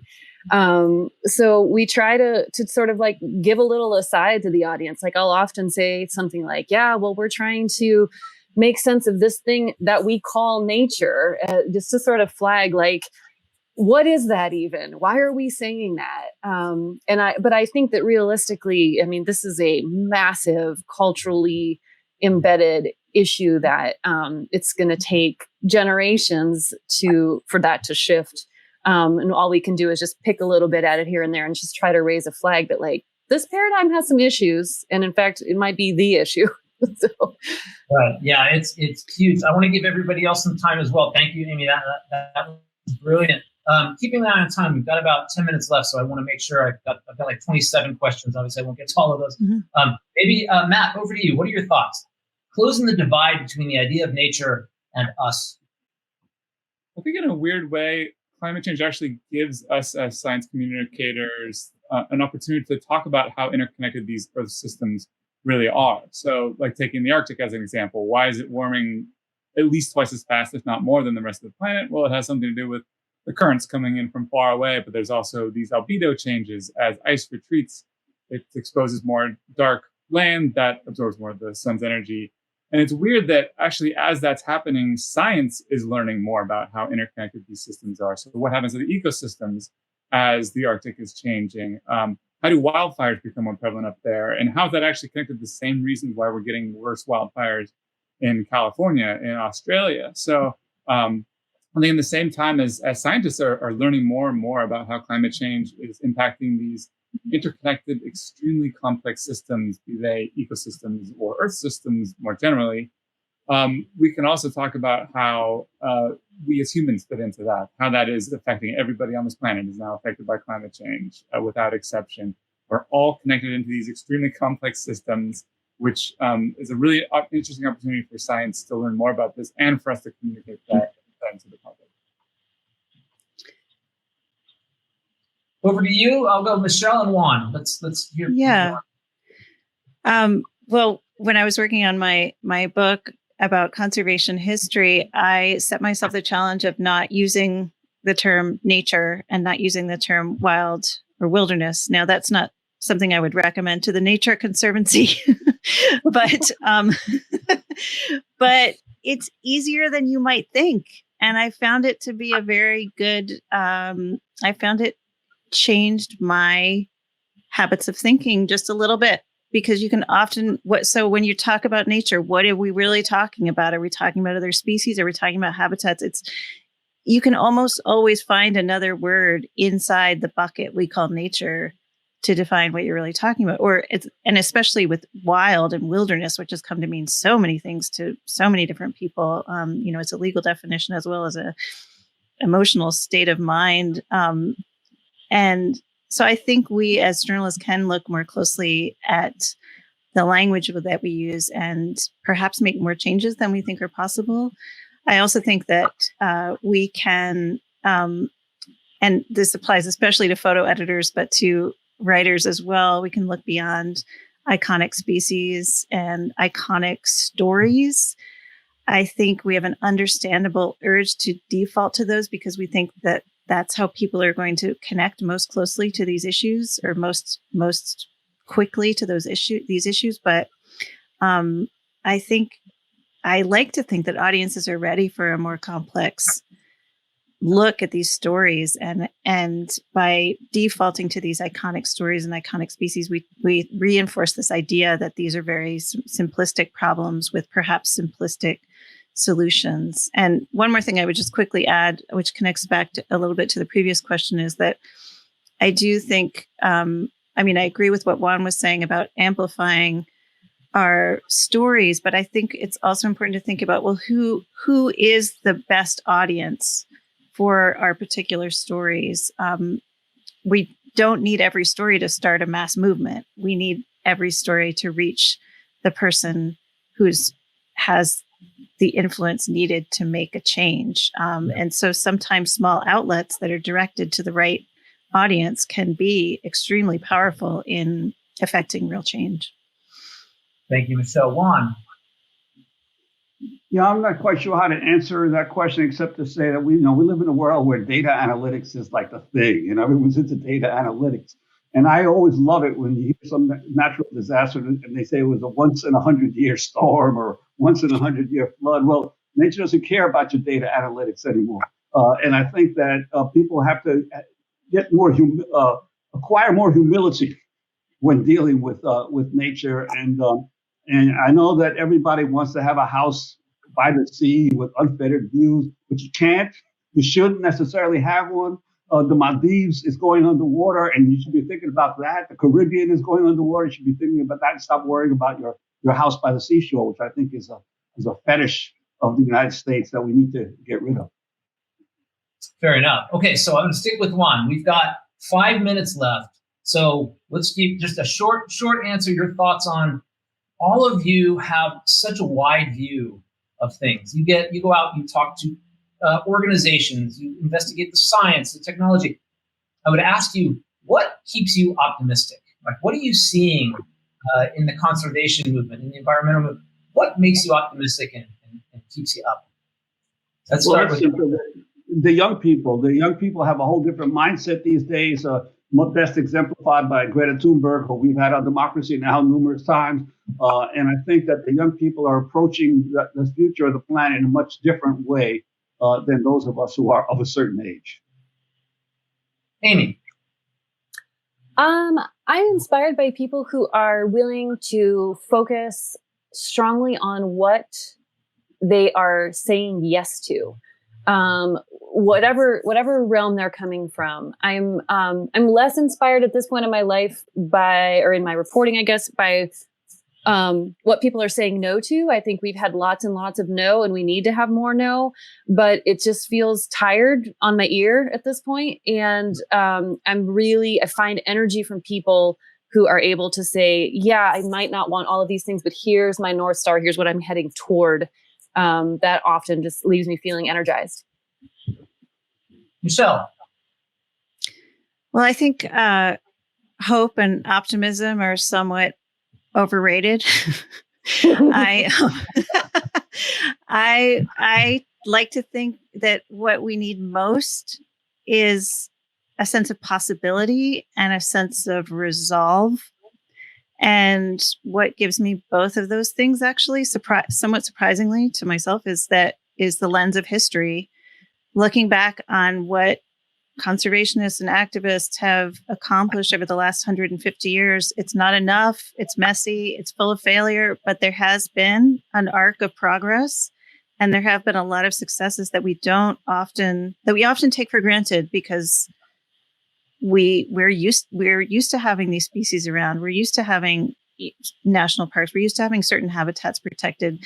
All of those things were done by individual people who might not have been that hopeful or optimistic. They were just doing what they thought was right without any guarantee it was going to work out. Thanks, Michelle. Matt, what do you think?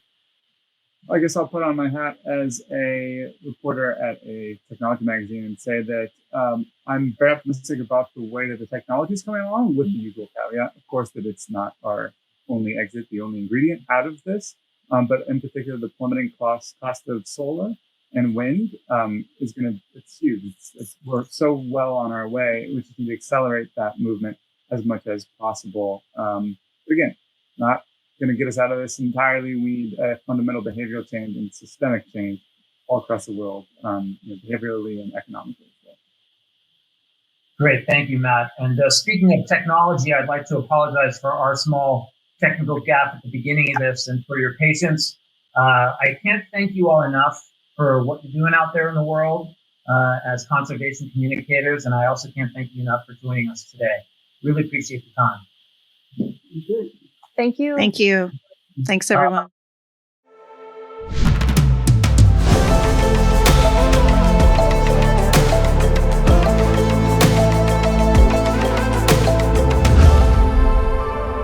I don't really want to paint a picture of just doom and gloom. I mean, I do think that we do have quite a bit of work to do to get back on the right track, but I also see hope. This is the determining decade, and what makes me optimistic is that there is more awareness than ever, more action than ever, and there are more people working to correct the world's environmental problems than ever. And the next generation seems to me to be well positioned to turn this canoe around and steer us to a more sustainable future. When I think of Earth Day 2021, it occurs to me that the COVID-19 pandemic, the catastrophic wildfires in California, not to mention the series of extreme weather events of the past few years, which have only grown in frequency and intensity, they've all reminded us that the worst can happen, and that these events are really just a dress rehearsal for what awaits us if we do not take meaningful, comprehensive, decisive action now to protect this planet. And that's why I urge you to join me in supporting the extraordinary work of the Nature Conservancy, which is as well positioned as any organization on Earth to really turn the tide on climate change and continue the work they've been doing for decades to conserve, preserve, and protect this planet we call home.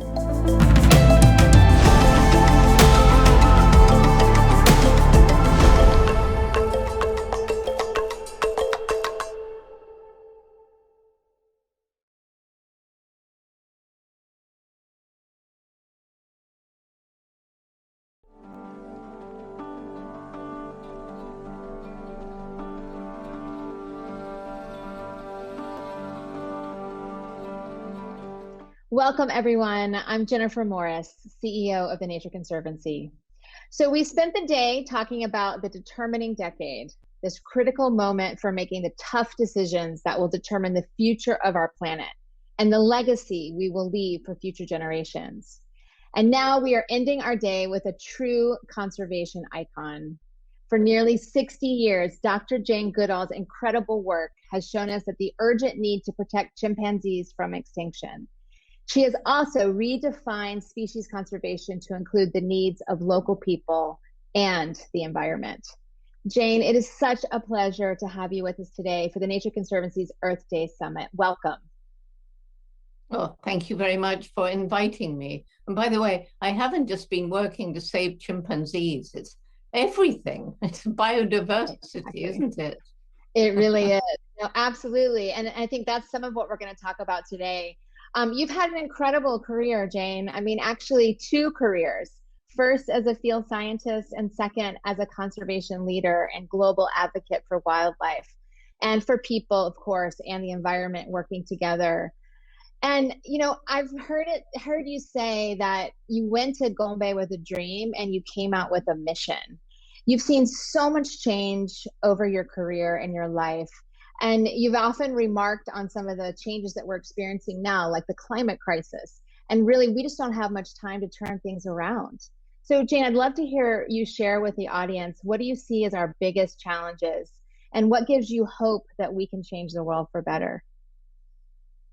Well, first of all, obviously, the climate crisis is a real crisis. And along with that comes loss of biodiversity. And, you know, it just reminds us, or we need to be reminded, that we're part of and not separate from the natural world. And we actually depend on it for clean air and water, for food, clothing, and everything else. And if we continue to destroy it at the rate that we are, then the future for the children born today is pretty grim. And I don't know that we have that long to turn things around.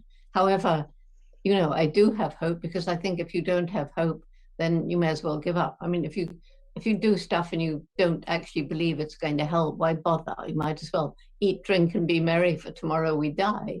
So I just have hope in the resilience of nature. Give it a chance. We can restore places we've destroyed, rescue animals on the brink of extinction.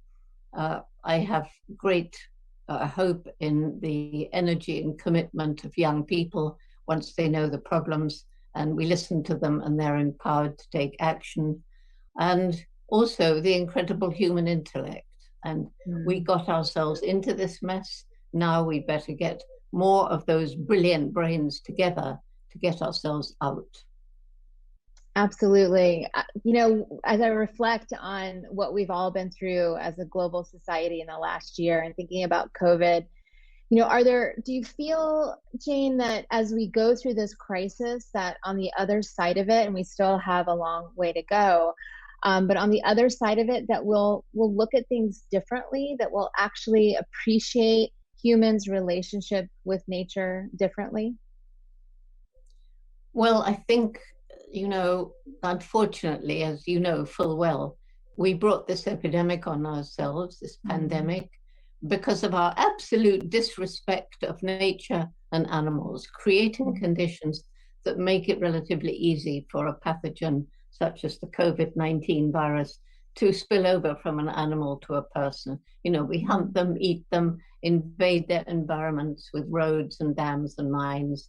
We capture them, traffic them or their body parts around the world. We sell them in wildlife markets for food, for skin, for medicine, for pets. We crowd them into our factory farms in horrendous conditions.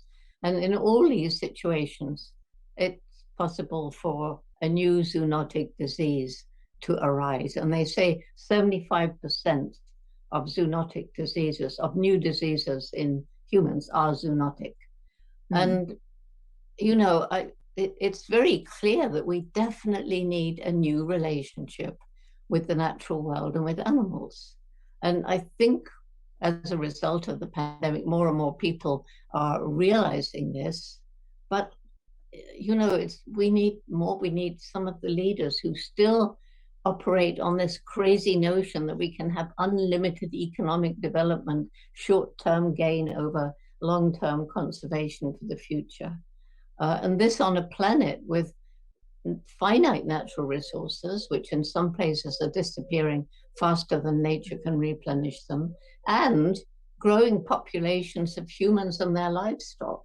And, you know, it's clear from what's going on that we must have a new relationship with nature and animals, and we must develop a more sustainable economy. But have we got the political will around the world to do it? That's the big problem. We've got to somehow get the political leaders of the major countries to toe the line and to join us in this effort that we've got to make if we care about the future. I wanted to ask you about, you know, this concept that I'm often speaking about related to radical partnerships and the critical role that working together has to play if we're actually going to make a change in the very limited time that we have left to turn things around. You know, Jane, the Nature Conservancy and your wonderful institute, the Jane Goodall Institute, have been partners for nearly 20 years in Africa. We know that partnerships are critical, but they're hard. Actually, they can often be very challenging. And I'd love to hear a little bit, Jane, about your experience and what you've learned about partnership, and if there's a secret sauce, if you will, on creating good partnerships for conservation and human development. None of us can do it alone. I mean, it's quite ridiculous. The problems are huge. They're enormous around the globe. And we actually need every single organization that cares about the future of the planet to get together and to work out ways that we can share these small pools of money available and find ways of lobbying those billionaires who have so much money to help us so that we don't have to fight and squabble over funding. Absolutely. So well said. And that's, I think, you know, I'm noticing things change a bit, Jane, in this respect. I think part of it is the urgency of our cause, and part of it is exactly what you said, is people are recognizing that this endless fighting over small resources is really insufficient for the scale of the problems that we face. So coming together, working together, getting out of our own organizational egos and own, you know, institutional barriers, and really working together. And I think partnerships like the one that the Nature Conservancy has with your wonderful institute, the Jane Goodall Institute, is one of many examples of how we have to do that together. And I think some of the answer is in starting and collaborating things together. That can often, I think, lead to the change that we need to see. One of the powerful, you know, different types of collaborations that we're working on is around science and technology. And, you know, so much has changed again since you first went to Gombe in 1960. There's so much happening in tech. Do you see any examples that particularly inspire you related to science and technology that can help the conservation movement, especially when we work in collaboration and partnership? Oh, yes, I really do. You know, when I first went to Gombe, I didn't even have a typewriter. I couldn't afford it. And there were no computers. I mean, I grew up in a world where there was no television. So I got to Gombe with a pencil and some notebooks. That was it. And of course, things have changed. And the speed of technological advances recently has been quite astounding. So some of the technology that's really helped us, camera traps, absolutely amazing, so that you can find out what's going on when you're not there. And drones used correctly can help to map out an area in a short time that would take days to do on foot, and actually probably bring back even more information. But I think for us, the most important technology that's been introduced into our JGI work by Dr. Lilian Pintea, who's our director of conservation research, is GIS, GPS, and satellite imagery. And not only does this help to map chimp range. But, you know, we feel that it's tremendously important to work with local communities. You've said that already. And so back in 1994, we began our method of community-based conservation, Tukari, Take Care Tukari. And it was a group of local Tanzanians going into the village, not arrogant white people. Oh, you've made a mess of things. You've cut down all your trees. How do you think you're going to survive? Which was typical back then. But people that they knew and trusted going in and asking, what can we do to help? And so that's where we started, creating a really holistic program, which included microcredit scholarships to keep girls in school, water management programs, restoring fertility to overused farmland. I mean, these people, so poor they couldn't afford to grow food elsewhere, so they were cutting down trees, even on the really steep slopes, to try and grow more food to feed their families or make money from charcoal, which led to terrible soil erosion, silting up the little streams. It was a nightmare back then. So involving the local people from the start. And when Lillian came in with this technology, when we're particularly grateful to Jack Dangermond and Esri. And this has enabled us to train local village forest monitors, starting off as volunteers, going to workshops, learning how to use smartphones or iTablets or whatever. I'm not technological myself at all. They go out into the forest.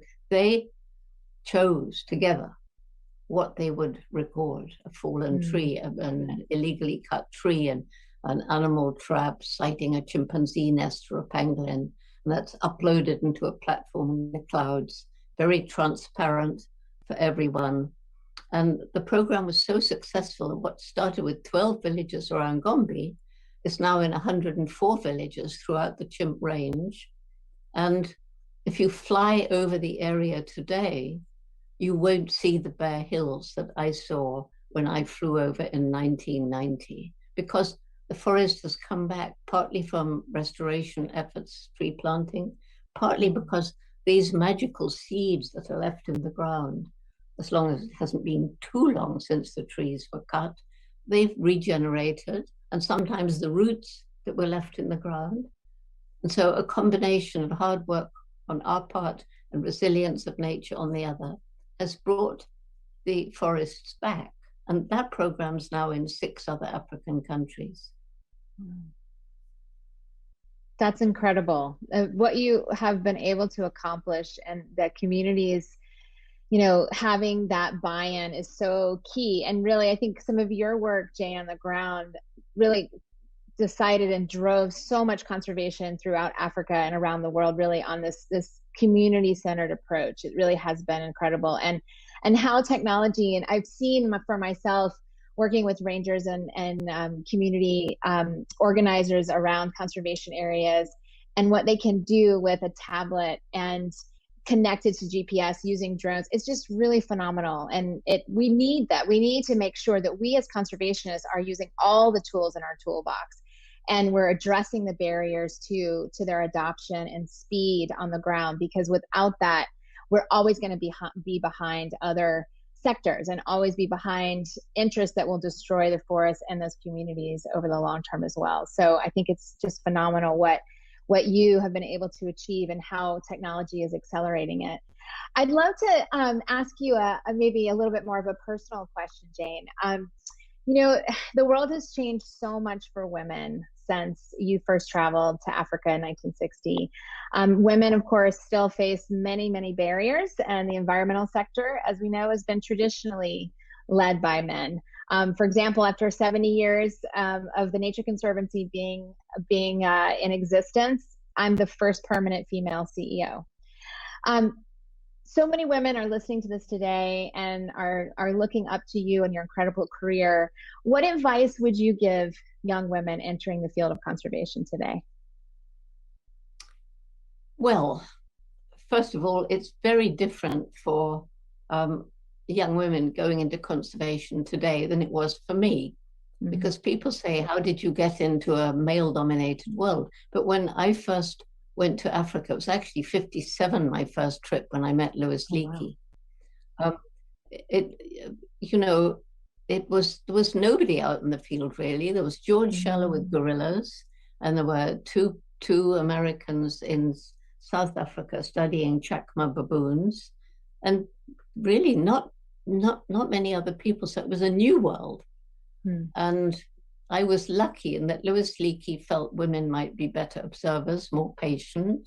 And he also, I was lucky in that he wanted someone who hadn't been to college, which I hadn't. I just went with my dream of living with wild animals and learning about them. He wanted a mind that wasn't cluttered up with the reductionist thinking of the ethologists at that time. So I was really lucky. And what I would say and do say to young women is, one, if you want to go into conservation today, you probably need a degree depending on what you want to do. But some young people really just want to go and work in sanctuaries, and that's amazingly helpful. We need people out in the sanctuaries. We've got two, and I know it. But secondly, they've got to, if they want to do some kind of research in the field, they will have to get a degree, and they must try and make sure that they really are passionate about it, because it's not easy, and funding for it isn't that easy to acquire. So I usually advise them to, in a gap year, to go and volunteer in a program, whatever they can find around the world, and make sure that they can stand conditions when it's, not always very pleasant out in the field, too hot or too cold, too wet, too dry. And of course, today we have the problem of, in some areas, luckily not ours, but, they can face poachers and violence. So many rangers, for example, and including women rangers, lose their lives in the course of duty. It's so many of them. Absolutely. Yeah, no, that's it's great advice. So it's not for the faint of heart, for sure. Another segment of populations around the world, Jane, that you and the Jane Goodall Institute have really focused on, that's just been so inspiring, is around youth. And you've really been able to galvanize youth into not just, wonderful projects on the ground in place, but really a movement. And I'd love to hear a little bit more about why activating youth, beyond the obvious to the next generation, but why do you feel that activating youth has been so critical for your own personal goals? Well, I began our program, which is called Roots and Shoots, by the way, back in 1991, because I was meeting so many young people all around the world as I was lecturing who'd lost hope. And they were depressed or angry or just apathetic. And I asked them, why do you feel this way? Basically, well, you've compromised our future and there's nothing we can do about it. And you hear so often, we haven't borrowed this planet from our ancestors. We haven't inherited this planet from our ancestors. We borrowed it from our children, but we have stolen, and we're still stealing. And so, but when they said there was nothing they could do about it, I thought, no, that's not true. And the best antidote for depression is actually knuckling down and choosing projects and taking action and seeing that you've made a difference. So our groups are different from any other youth movement that I've encountered, in that each group is required to choose 3 projects between them, one to help people, one to help animals, one to help the environment, because I learned in the rainforest that everything is interconnected. Every little species has a role to play. And so what began with 12 high school students in Tanzania, in Dar es Salaam, is now in 68 countries, with members from preschool, university, everything in between, even some adult groups now. And so the main message is every single one of us makes some impact every single day. And we need to choose ethically about the impact we make? What do we buy? Where does it come from? Did it harm the environment? Was it cruel to animals, like the factory farms?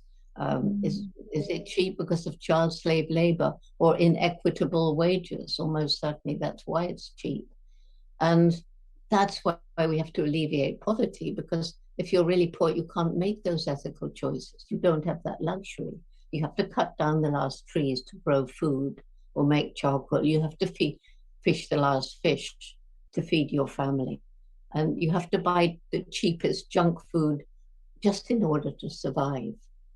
Yes. So anyway, roots and shoots, you know, it's the name comes from, think of your favorite tree and how it began as a little seed. And when it began to grow, you could pick it up and you'd see little roots and a tiny shoot. How small, how insignificant.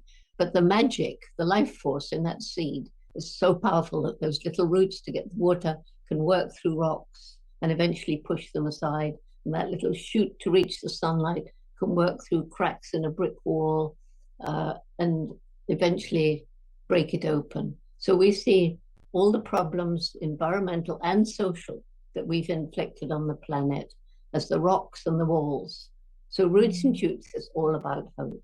Hundreds and thousands, billions and millions of young people can break through and make this a better world. That was absolutely beautiful, Jane. And I've followed the work of Roots and Shoots over the years, and it's so inspirational, I think, for all organizations, as we talked about before, in terms of partnership and really thinking about these examples from your organization to how that needs to spread across the world, and have more and more people to embody that cause for change that you so eloquently just set out. You know, so we're celebrating Earth Day with this podcast, or this cast here, and I'd love to hear from you a little bit more about, you know, given the urgency of the climate crisis and all of the things that you've seen around the world, what keeps you going? What do you feel is the reason that we should all embrace hope as we listen to this message and think about this most important of days of Earth Day? Well, first of all, Earth Day should be every day. Only when Earth Day is every day will we really succeed in our mission. But you know, why is hope important? Because I've said, if you don't have hope, why bother? You fall into apathy. Mm-hmm. And what keeps me going, you know, I would say number one is this energy and commitment of young people. Mm-hmm. And secondly, you know, I've seen changes in some of the big corporations, whether it's from consumer pressure or whether it's from a change of heart of a CEO. And by the way, lots of our Roots and Shoots members are changing their parents. So it's working in this amazing grassroots way. And so I've seen changes and changes being planned in the way big corporations do what they do. But it's also thinking about other ways that we as individuals can help. And the growing movement of vegetarianism and veganism in the last few years is really staggering. I'm completely amazed. You know, when I became a vegetarian in late 1960s, it was quite hard. And now there's vegan menus all over the place. So people are changing, people are understanding. And it just means more of us need to get together and help people understand that what they do does make a difference. So we must never be told or believe that something that we feel passionate about is impossible. Maybe we've planned it the wrong way and we should listen and take advice, but never be. I mean, when I wanted to go to Africa when I was 10 to live with wild animals and write books about them, everybody laughed at me except my wonderful mother, who told me, if you really want to do this, then you're going to have to work awfully hard, take advantage of every opportunity. But if you don't give up, you may find a way. That's what I tell young people today. That's fantastic. I think that's a wonderful place for us to leave it, Jane. Thank you so much for being with us today and for your lifetime of conservation work. that will continue.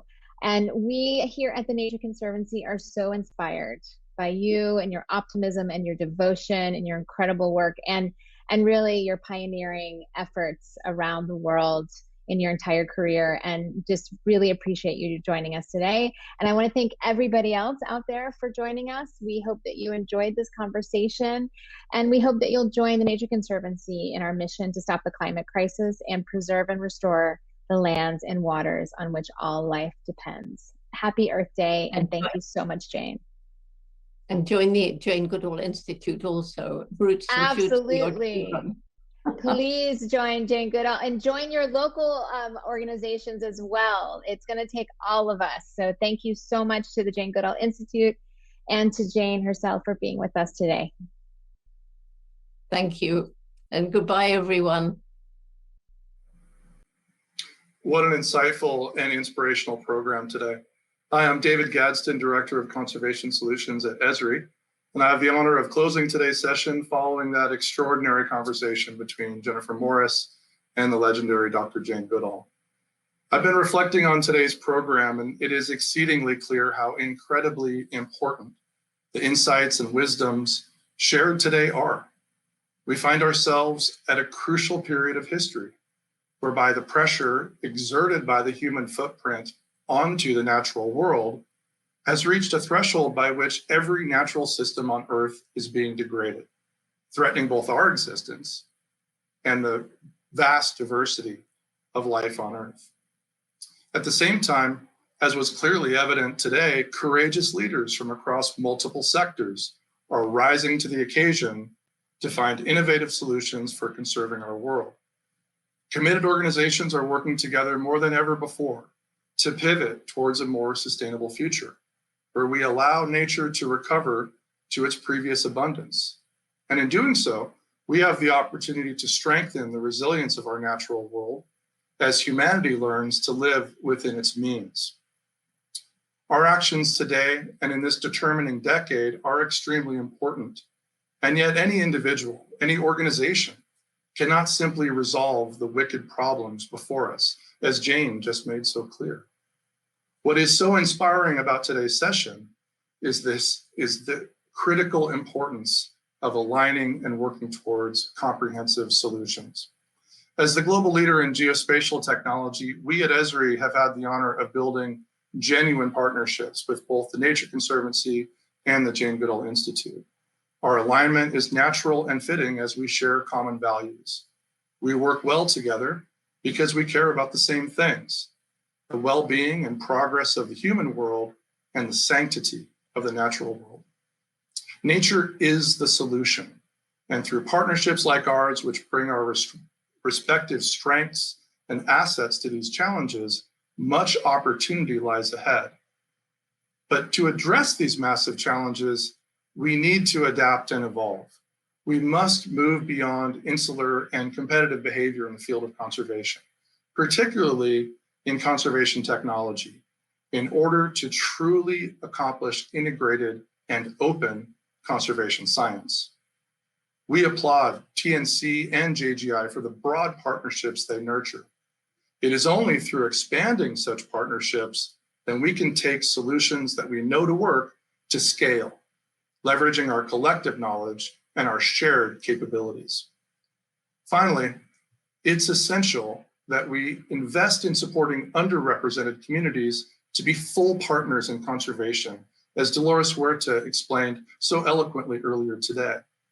In particular, we need to continue to empower and engage Indigenous communities, not only to participate, but to lead the adoption of new strategies to truly let nature be the solution, guided by local Indigenous knowledge of natural systems often learned over thousands and thousands of years. It's in that frame that I'm honored to conclude today's program, which has been so timely for our shared experience ahead. Thank you.